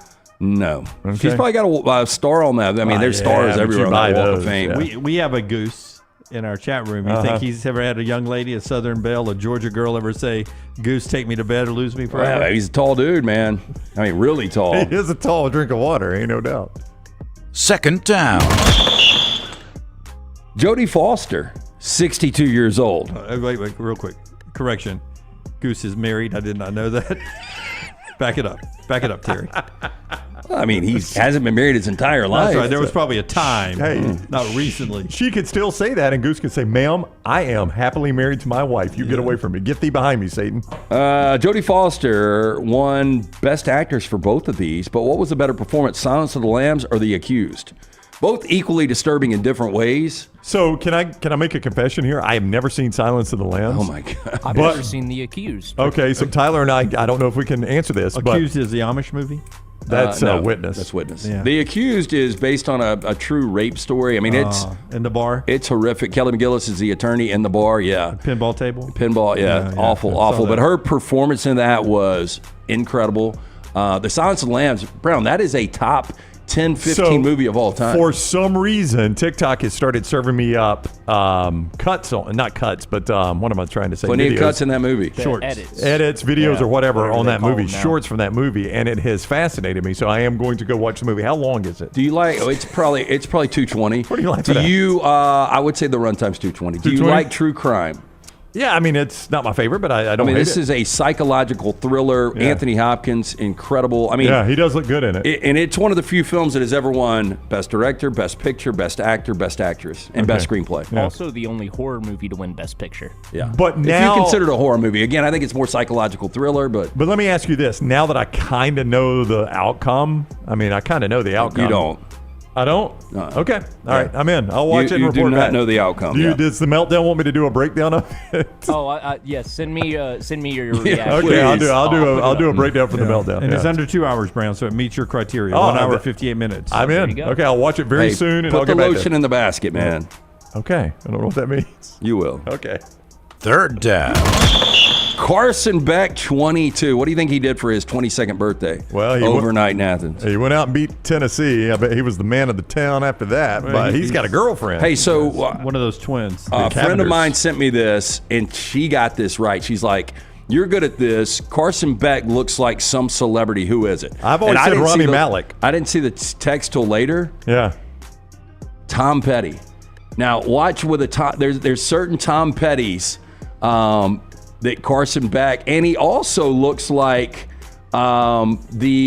another buddy sent me the creepy preacher in Poltergeist 2. Okay, just do Tom Petty, Tyler, because we know what Carson Beck looks I'm going to like. send Scott this Tom Petty that was sent to me. Oh, no, I see it 100%. You don't even have to send it to Scott. Well, this one is spot on. Yeah. I agree. I just say, who does Carson Beck look like? Google that. It's Tom Petty. I mean, he's got, I have never thought about it, but yeah, it's Tom Different Petty. nose, but in the eyes. Yeah. Yeah. Eyes and a little bit of mouth and chin. That is Yeah. Tom Petty. Google who does Carson Beck look like. See if we get others. I always love when the algorithm pops up. I've always thought Rami Malek for some reason. Look at this one. I sent it to Scott, but Oh, no, that's 100% Carson Yeah. Beck. I've never thought he looked like Tom yeah, Petty. you but put a blonde wig on him. now I can't unsee it. He looks like that cartoon character. Yeah. Anyway, the question was going to like be Timmy. question was going to be better career ultimately Carson Beck or Stetson Bennett. Well, Bennett's going to have the national championship. Two. That Beck may never have. Two national Yeah, two championships. national championships. I mean, Beck lost his chance against Alabama in the SEC championship game, oddly. And I don't know that they win it this year. And if they don't win it this year, he's going to the NFL in all likelihood, Jim. I mean, I'm going to say Tom Petty there and Carson Beck, probably second to Stetson Bennett or Georgia Lore. I'm going to say Stetson Bennett. I'm Yeah. not even sure Carson can beat him unless he wins the national championship this year. It's all Stetson. And look, Stetson's got the size, he's got the arm strength, he can make all the throws, but Carson Beck can. Stetson is already on an NFL roster now. When he has played in preseason action, he has been awful. No, I think Beck will have the better NFL career. But you may say, okay, Stetson Bennett had better parts around him. Well, last year those parts overlapped. I mean, Ladd McConkey was on That's the team right. last year, helped the Chargers win this past Monday night. Brock Bowers killing it for the Raiders Dolphins, right now. Dolphins couldn't cover him, Jim. Neither could the Rams. I mean, that was the only thing that the Raiders. I mean, you know who they're going to. It's Brock Bowers. And it doesn't matter. He's open all the time. It's just like college. So, but Stetson Bennett is one of only 3 quarterbacks to ever win back-to-back national championships. It's hard to believe. Do you guys know the other 2? You do. A.J. McCarron is one. Boom. And the other one. The only what now? Say that again. There's only 3 quarterbacks that have ever won back-to-back national championships in the history of college football. Tommy Frazier, the other. It is very good. Look at Jimmy Dunaway. Yeah. Trivia He gets king. into a gray area on Joe Namath, who was on a team. Or Kenny Stabler, who was on a team in one way. 4th down. Finally, Calvin Klein, 82 today. Larry King would have been 91. The fashion entrepreneur that is Calvin Klein, or Larry King, the media mogul? I would say Calvin Klein, just because his name will live longer than Larry King's. As long as they continue to make clothes, his name will be out there. Larry King's name will soon be forgotten. And probably has by. Yeah. Do you know who Larry King is? I do. Okay. And I think Calvin Klein wins this one unless Larry King wants to make some real comfortable boxers. Yeah. So that's the unknown about Larry King, is he used to wear the Calvin Klein underwear. I don't fall for those anymore. And that is 4 downs. Not anymore. 4 downs brought to you by our friends at Slice. 5 great locations, lunch or dinner. Speaking of lunch, we'll have it up here Friday for lunch. But stop in to one of those great locations. Local pizza, local ingredients, from the Wing and the Prayer to the Bajaga Special. So unique. You're going to love it. For more information, slicebirmingham.com. And our friends at MyBookie, mybookie.ag, getting you ready for a big night of college football. If you want to play a little action, maybe some value in that 7 o'clock ESPN game, Northern Illinois, who beat Notre Dame, and Miami of Ohio, who you probably should put your money on. Jim, right now, Northern Illinois is catching 1.5 at Miami. So you like the Red Hawks in that one, you tell me. The old Red Hawks. That is tonight. You can watch that game. Also, you've got Central Michigan playing host to Western Michigan. The Fighting Lance Taylors of Western Michigan, a 6-point road favorite at Central. Let you down last week. They did indeed. I can't trust any Lance Taylor. Akron is -10 at Kent State. You've got some more action tomorrow night. A decent enough college football game on Thursday night. Decent. You got NC State at Georgia Tech. I mean, that's old school ACC Thursday night like we used to get. Boy, NC State, what a disappointing season. It is. That's the only reason I say it is we used to get a lot of ACC. You guys remember it. They used to say, let us on Thursday night. We'll give you games every Thursday night. Now nobody plays on Thursday night. Yeah, I mean, Ohio State bitches about noon kickoffs. Virginia Tech season ticket holders, I mean, it was every other game. It was every other game they were playing a Thursday night game, and they embraced it. Still, right now at mybookie.ag, even though apparently Texas A&M is looking ahead to Texas, still A&M 2.5 over the Auburn Tigers. By the way, Auburn players starting to share our video. Little T just informed us. So it has made it to the Auburn locker room. I don't know if it was because of your question or your question and your follow-up to Payton Thorne, but it is now in the Auburn locker room. Well, letting the seniors go out and... No. The Mike Elko, we're looking ahead to Texas. Going to class used to be a real thing. And I don't know about you guys, when you got up this morning, the rain coming down, I was like, I could literally lay in bed till 10 or 11, figure out lunch, come back, and put on some kind of show and just binge it. And these guys, I guarantee, are laying in the sheets and they're just scrolling. Every now and then they'll go to Snapchat and see what's hit them up. But outside of that, they're just looking. When I was in college, a day like today is what I called an ADC, all-day cut. We're not going to class in this. There ain't no way. Alabama, a 14-point favorite at Oklahoma. All those games at mybookie.ag, code next round. Mybookie.ag, code next round. You know something? Well, let me tell you why you need code next round. Because you log in, you're going to make your initial deposit to play the games there at MyBookie. Code next round is going to double that deposit. So you make sure you use that. But something I don't talk enough about, while you're there playing the games, they've got a live casino there. A live casino. You can go play all the table games and everything that you like at the casino. You can play them right there at mybookie.ag. Shame on me for not telling you about that earlier. So go check that out. MyBookie.ag, code next round. MyBookie.ag, code next round. Can you play War for money? Have you guys ever been to a casino that's got War? I have not that I'm aware of. I have not. Just the red card.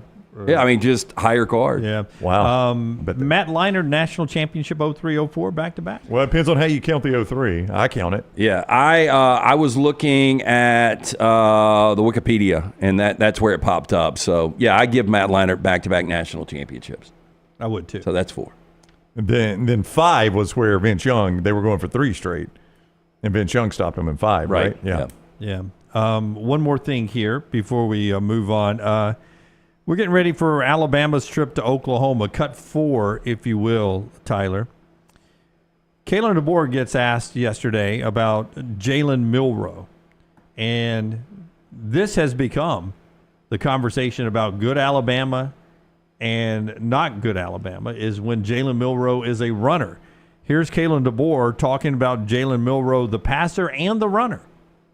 Jalen's now one of the few players in SEC history with 15 rushing and passing touchdowns in the same season. Just since you got here and started working with him, how have you been able to encourage him to embrace both the passing and rushing part of his game to be the best complete quarterback? Yeah, I think it just starts with doing what's best for the team.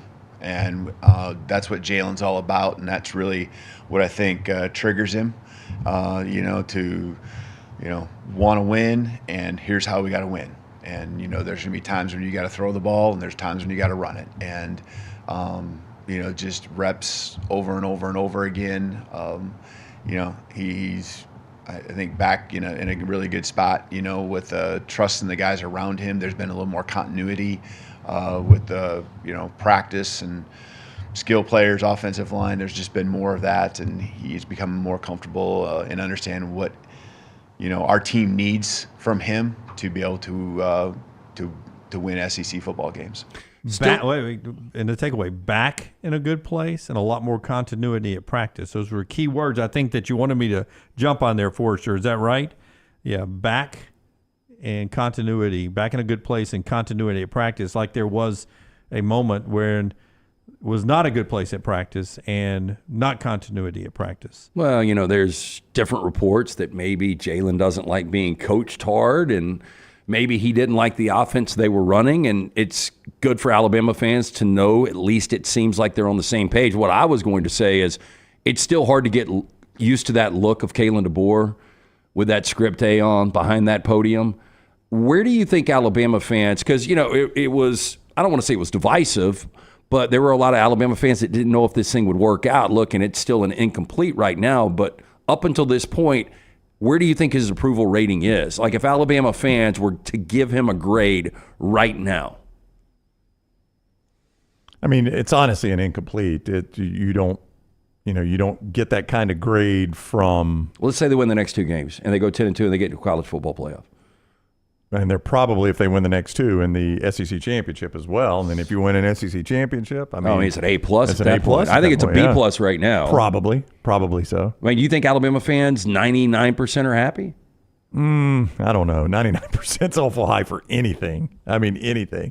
Kalen DeBoer could be walking through the crowd handing out $100 bills at every game, and I don't know if you get 99%. Saban was 100%. Well, he was, but that's pretty unique. When we come back, LT's got trash for us today as we roll on. The show being brought to you by our friends at CPAP Plus. Tell us about CPAP Plus. Yeah, CPAP Plus, they want to remind you if you are a CPAP user, these guys are users themselves, so they know exactly what you're looking for when you drop into one of those locations. 3 convenient locations.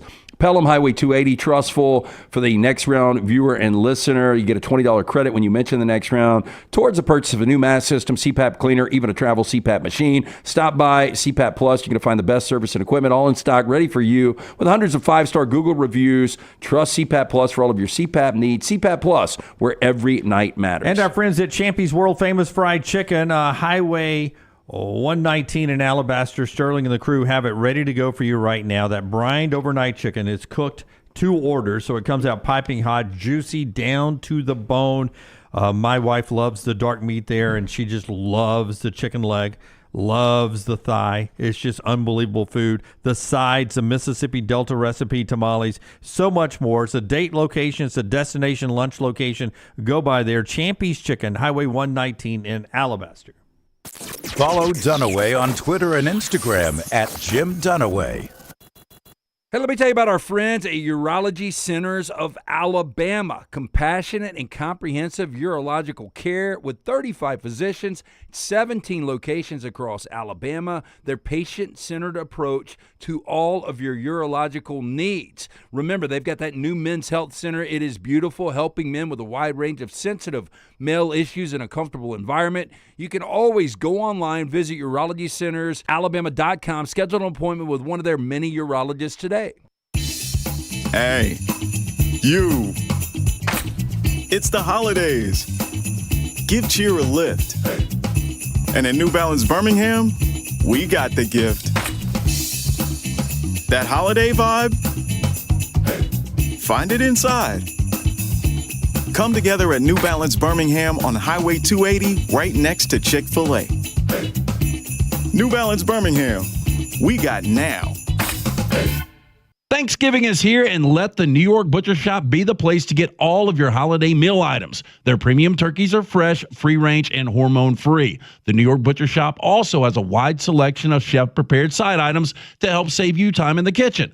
Pick up a bottle of wine, and your meal will be complete. Turkeys are selling fast, so place your order today. 2 locations to serve you, in Cahaba Heights and on Highway 119 in Greystone. The New York Butcher Shop. Rare quality, well-done service. This hour of The Next Round is presented by the Birmingham Racecourse Casino, now featuring 7 days of giveaways with your chance to win a share of up to $125,000. The more you visit the Birmingham Racecourse Casino, the more chances you have to win. Hey, there's nothing worse than waking up to a plumbing problem. Don't get caught in a flooded house. Call the guys at Hemp Hill Services. Adam, Chad, and the team at Hemp Hill are the only ones I trust to fix it and fix it right the first time. Hemp Hill Services does it right and always at a fair price. For all of your plumbing, cooling, and heating needs, trust the name that Birmingham has trusted since 1954. That is Hemp Hill Services. Call now, 205-229-2090. That's 205-229-2090. In some places, football is a sport. In Alabama, it's a fine art. New Life Art is proud to announce Daniel A. Moore's upcoming painting, Deuces Wild. This season, Bama is blessed with a pair of very talented deuces. The pair played a huge role on both sides of the ball in the Tide's amazing 41-34 victory over number 2 Georgia. Deuces Wild will portray the unbelievable game-winning 75-yard touchdown catch by deuce number 1, Ryan Williams, late in the fourth quarter. The Dogs' last chance drive was stopped by deuce number 2, Sabian Brown, as he made the game-saving interception in the end zone, which will be celebrated by a small artist's remark in the bottom margin of each print. Go to danielmooreart.com to see the artist's preliminary sketch and take advantage of special pre-publication pricing for Deuces Wild. Also available, The Legend, Daniel Moore's final tribute to Coach Nick Saban. Order now at danielmooreart.com.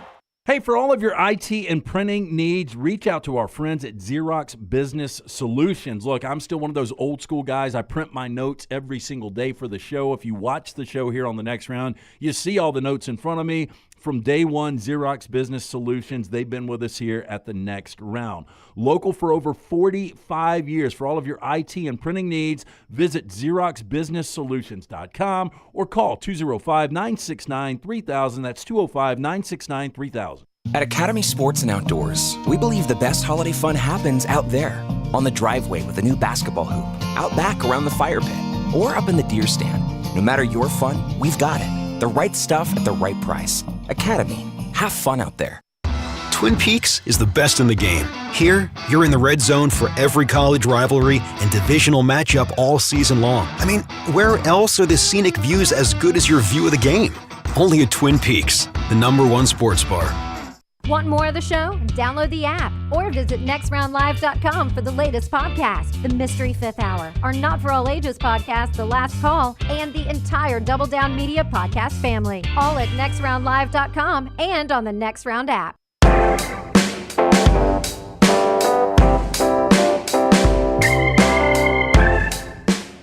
We're back with you on The Next Round. Don't forget a final home game for Auburn happening this week, as they're got Texas A&M on campus. We had Payton Thorne on with us earlier today. You can go and check that out wherever you get our podcast, Apple and Spotify.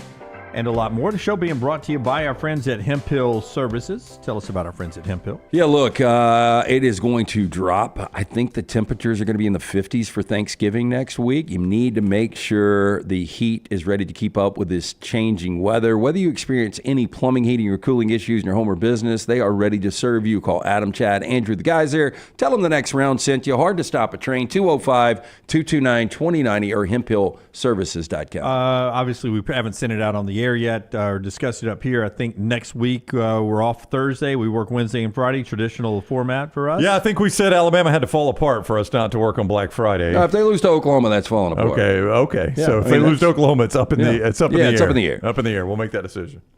Okay, so these guys will make that decision next week, depending on what happens with Alabama and Oklahoma this week, that road game. You heard earlier from Kalen DeBoer talking a little bit about Jalen Milroe's importance on that. If I asked you what Oklahoma has to do to pull the upset on Alabama, is that even in the cards to you? What does Oklahoma do to beat Alabama this weekend? I mean, every single week we see 14-point favorites go down. Again, Oregon, every opportunity Wisconsin had to knock them off last week. I think it would be a situation where Oklahoma would have to be +3 in turnovers. They've got to protect Jackson Arnold. I just don't think that offensive line can hold up the way Alabama's defense is playing right now. And on the other side, I don't know what Oklahoma's defense is going to do about slowing down Jalen Milroe. I lean more Alabama could win this game by 28+ and they could lose this game. Ooh. I think I'm kind of with Lance, though. I mean, that defense for Oklahoma isn't amazing, and that offense is just plain bad. I mean, they come straight out of the box. They come to you ready to play an extremely low-scoring game, and Alabama's able, when they're playing well, to be explosive enough to play a high-scoring game, and Oklahoma just cannot keep up with that. Trash Now. It's brought to you by our friends at Mortgage Right, and then you'll hear from Kane Womack coming up on the other side about his defense and his relationship with Jalen Milroe. That's after we spin the roulette wheel and see what open we have today, Tyler. Bag up, Terry. What in reverse, Terry? What in reverse? Oh, Lord, Jesus. Oh, Lord. Oh, Jesus. What you doing, Terry? LT's Trash is presented by Mortgage Right. Mortgages done the right way. Hey, if you're looking for a new home, our friends at Mortgage Right here to help. Whether you're a first-time buyer or a seasoned home buying veteran, their great service and low rates make the process easy. Speaking of veterans, veteran founded right here in Birmingham. So remember, whether you're looking for your final home, your first home, whether you have a big down payment or need 100% financing, Mortgage Right, one-stop shop for mortgages. Visit them online, mortgageright.com. Call 205-900-7200, NMLS 2239, Equal Housing Lender. Man's best friend's got some expensive taste. Louis Vuitton, giving dogs a taste of luxury with its latest $60,000 dog house, which is designed with a monogram-coated canvas exterior. I mean, if you are buying this, I think I'm willing to say, look, I live in a world of personal freedom. You get to do what you want to do.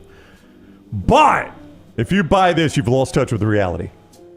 I would agree, but there are a lot of people that have a lot of different Louis accessories that don't make a lot of sense.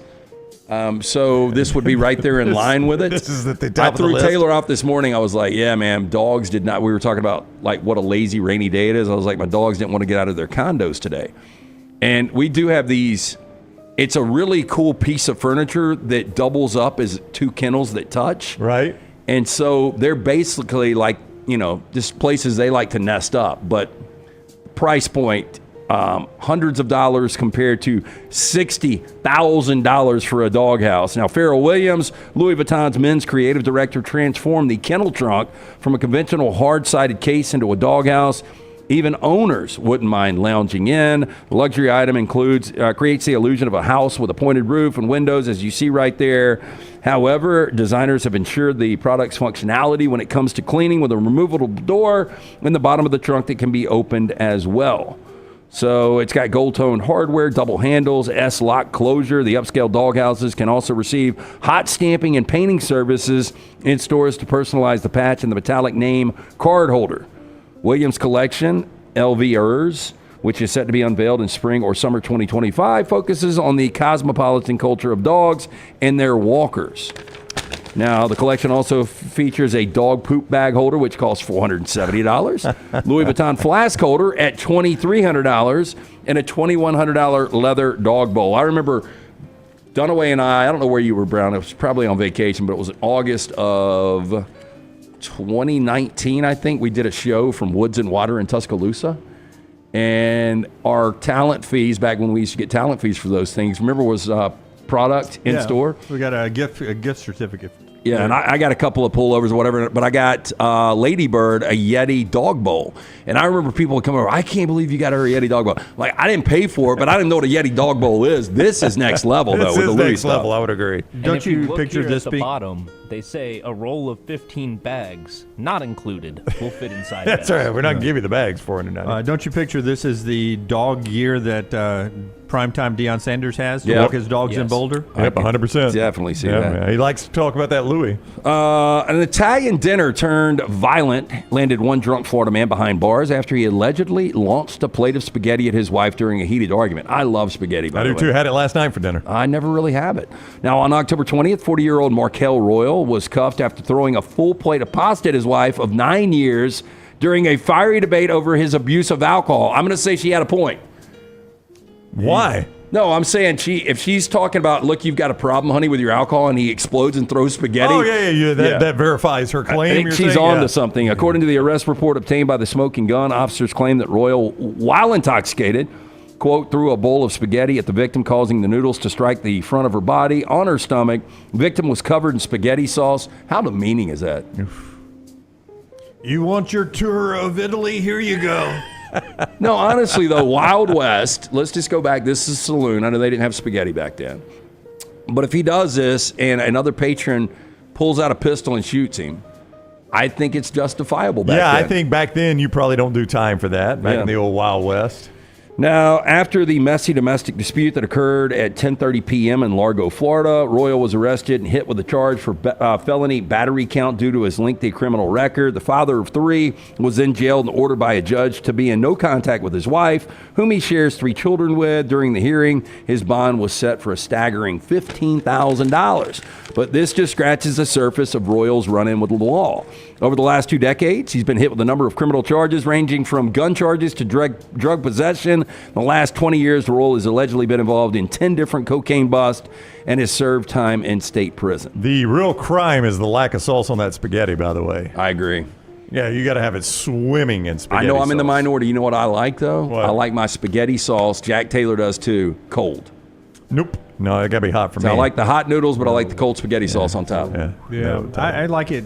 Sometimes I cook it with the sauce and the spaghetti. Already, I mix it all up together. There's a name for that. I can't remember exactly what it is for that method. After I cook each, then I mix it all together and then scoop it out that way. And that way you get a little absorption of the sauce into the noodles. Every bite gets sauce. Yeah, I like to just douse mine.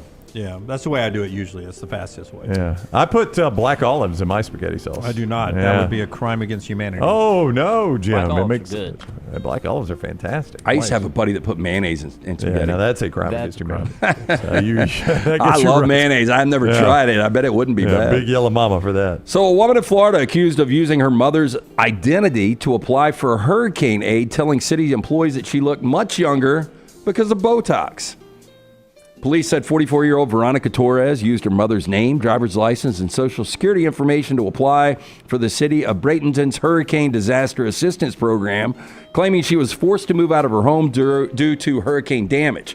Her request for nearly $8,000 was approved.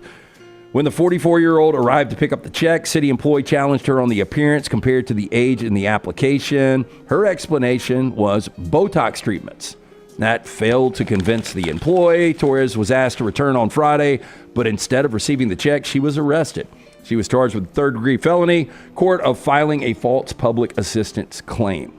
So she was supposed to be how old in the claim? I didn't say, but let's just go conservative. I think she was mid-40s. No, but she mid-60s. in the claim mid-60s. Yeah, probably. Oh, Yeah. She was, pretending to be her mother. Yeah, that's not going to pass for mid-60s. Before I say anything, was she injured in the hurricane? Like, was a 2x4 hit her in the face or anything? It did not say anything like Don't that. have to say it now.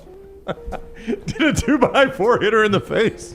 Before I say anything, I just really want to clarify. Forehead. Peyton Manning or her? Did she get horribly disfigured just before I say something? Yeah, before I ask, was she like caught in machinery? I don't see many eyebrows at the level of, if that is a globe, her eyebrows are at the equator. You know, it doesn't usually work that way. And the hair starts in North Canada, you're saying? Yeah, it's the Arctic Circle. Yeah. Yeah, I would agree. A lot of forehead there. A lot of people said that they were moving out of the United States if certain people got elected. And never believe those. Never happens. But if you're considering and you want to leave the United States, Villa V Residences wants to throw its hat in the ring as an option for temporary relocation. Now, the residential cruise line on Thursday announced new skip forward packages for passengers to set sail aboard the Villa Vi Odyssey for as long as 4 years. All-inclusive ticket starts at $255,000 for single occupancy rooms. Double occupancy room starts at $319,000 for the 4-year trip, promising visits to 140 countries across all 7 continents. I'll say this, if you like cruises, which I don't, this could be an interesting way if you just had money and you didn't have any ties just to get out and see the world. I'll tell you the one phrase that would prevent me from doing that would be, you know, guy in 307 has a stomach virus. Mm-hmm. Guess who else has a stomach virus? The whole freaking boat. That's right. You know what I would say, though? If your kid came to you, and I'm sure there are some Ivy League educations that probably cost over $300,000 right now, I think you would learn more going on a 4-year cruise around the world than you could at any 4-year university. I nowadays, for the most part, you're paying for your kid to have 4 years or 5 years of a social life. And I think you could do it on that boat. Like, if I could go back, I don't know, that's tough. I'm with Grayson. The ship kind of looks dumpy. Yeah, it does. I mean, for 4 years on that. They have other ships. So this was just the best This picture was the file footage. It looks like a little submarine on the side there. I mean, it looks like a little bigger version of the SS Minnow.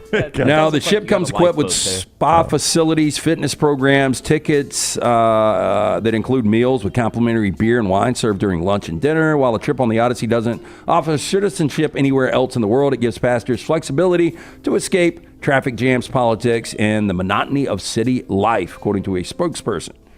The Odyssey first set sail in September after being docked in Belfast for 4 months due to delays. Boy, I wouldn't really like to get out on the open seas after 4 months of delays. On day 3 of the cruise, I was getting kind of tired. I've only been on 2 of them. But I've seen, I think we've done stories on Trash before, these retired people that do the full year. Yeah. Yeah, rather than pay for a house or whatever, they just hit the cruise ship. Now, what I want to know about this cruise, because their whole deal is you can avoid all the stresses of politics and everything like that by going on this cruise for 4 years. But tickets are $250,000. I would think that anybody who could afford that ticket is kind of insulated from most changes. Yeah, I think I would agree with Tyler there. Probably, but let's play this forward. Let's say that you're in L.A. and you're in a 1-bedroom like studio. You're probably paying $5,000 or $6,000 a month. So really, you're spending $250,000 in 4 years. So you probably could make this thing work.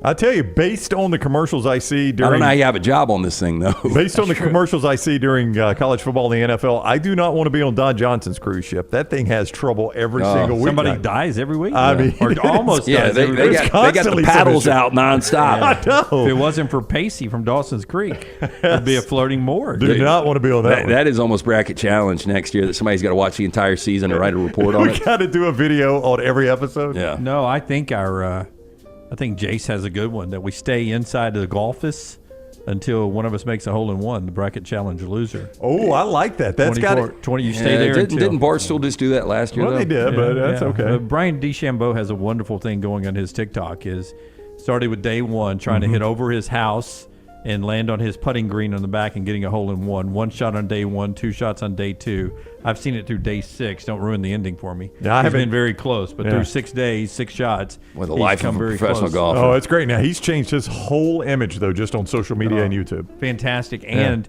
it has really, on the side note, as social media always does, There were other people saying, I'm going to try to do the Bryson DeChambeau challenge, and guys are just blasting into their car, through their living room windows. Skull it into the window. Yeah, it's just fantastic stuff. Oh, wow. I mean, right into the kid's bedroom. Like Rusty says in the MyBookie.ag chat room, his house is basically entirely made of glass. He's also a world-class professional golfer. Right. Yeah, he's not going to thin it in the window. Yeah, these are the guys. To see him hit one into his house yet. Yes. Yeah, these are the guys that people let hit balls out of their mouth That's with right. the tee. That is right. Between the teeth. The one kid, first one I saw, that I'm going to do the Bryson D. Second day, 2 shots. I'm going to start with 2 shots. And he said, I'm going to go this angle over here. And he goes, boom, and he hadn't moved his car. Plants right into the door, big dent about like that. Didn't see that one coming. That's it, man. Brought to you by Mortgage Right. Yeah, our friends at Mortgage Right, we want to remind you, before you take the next steps on a new home purchase or refinance, talk with the team at Mortgage Right. No cost or obligation to find out what you qualify for. You can get more information, go to their website, mortgageright.com. Call that Birmingham office, 205-900-7200. All right, we'll talk to Bama basketball coach Nate Oates after the show. It'll drop on our platforms a little bit later on this afternoon, so set your alerts. And we'll talk about Illinois, Alabama tomorrow night. Our Inverness Country Club sound of the day comes from Kane Womack. This defense has been playing better. We all agree, right? Yeah. They've given up basically 2 touchdowns in 3 games. It's turned into a very, very good defense. Yeah. Their identity has become something that is very familiar with Alabama fans. Here's Alabama's defensive coordinator. We are continuing to take the ball away from people. There's a sense of urgency from our guys to do that. There's an effort that you see play in and play out of our guys trying to take the ball away. Obviously, the takeaways themselves, the forced fumbles, the interceptions is what everybody else sees. But when you go back and you watch the film, there were numerous times where our guys are trying to take the ball off of them, and it's just a matter of time before, on any given play, you can create a takeaway. And so I think our guys have to continue to do that. I think that's become a huge piece of our identity as a football team. We're taking the ball away from people. We're turning those takeaways into touchdowns, and that has to continue. The flip side of that coin, Harp is on the show and he's like, I still see scheme things that are wrong, but if the offense doesn't find them, then they're right. If people wanted to take the argument against us there that this is an improved defense, they would say, yeah, but Missouri's offense isn't great, and you didn't face their starting quarterback a lot of that game, which is true. LSU's offense is inconsistent. The one I would push back on the LSU offense because Alabama, and maybe it was LSU's fault. I don't know. I don't watch the high 22s and pretend like I know the game.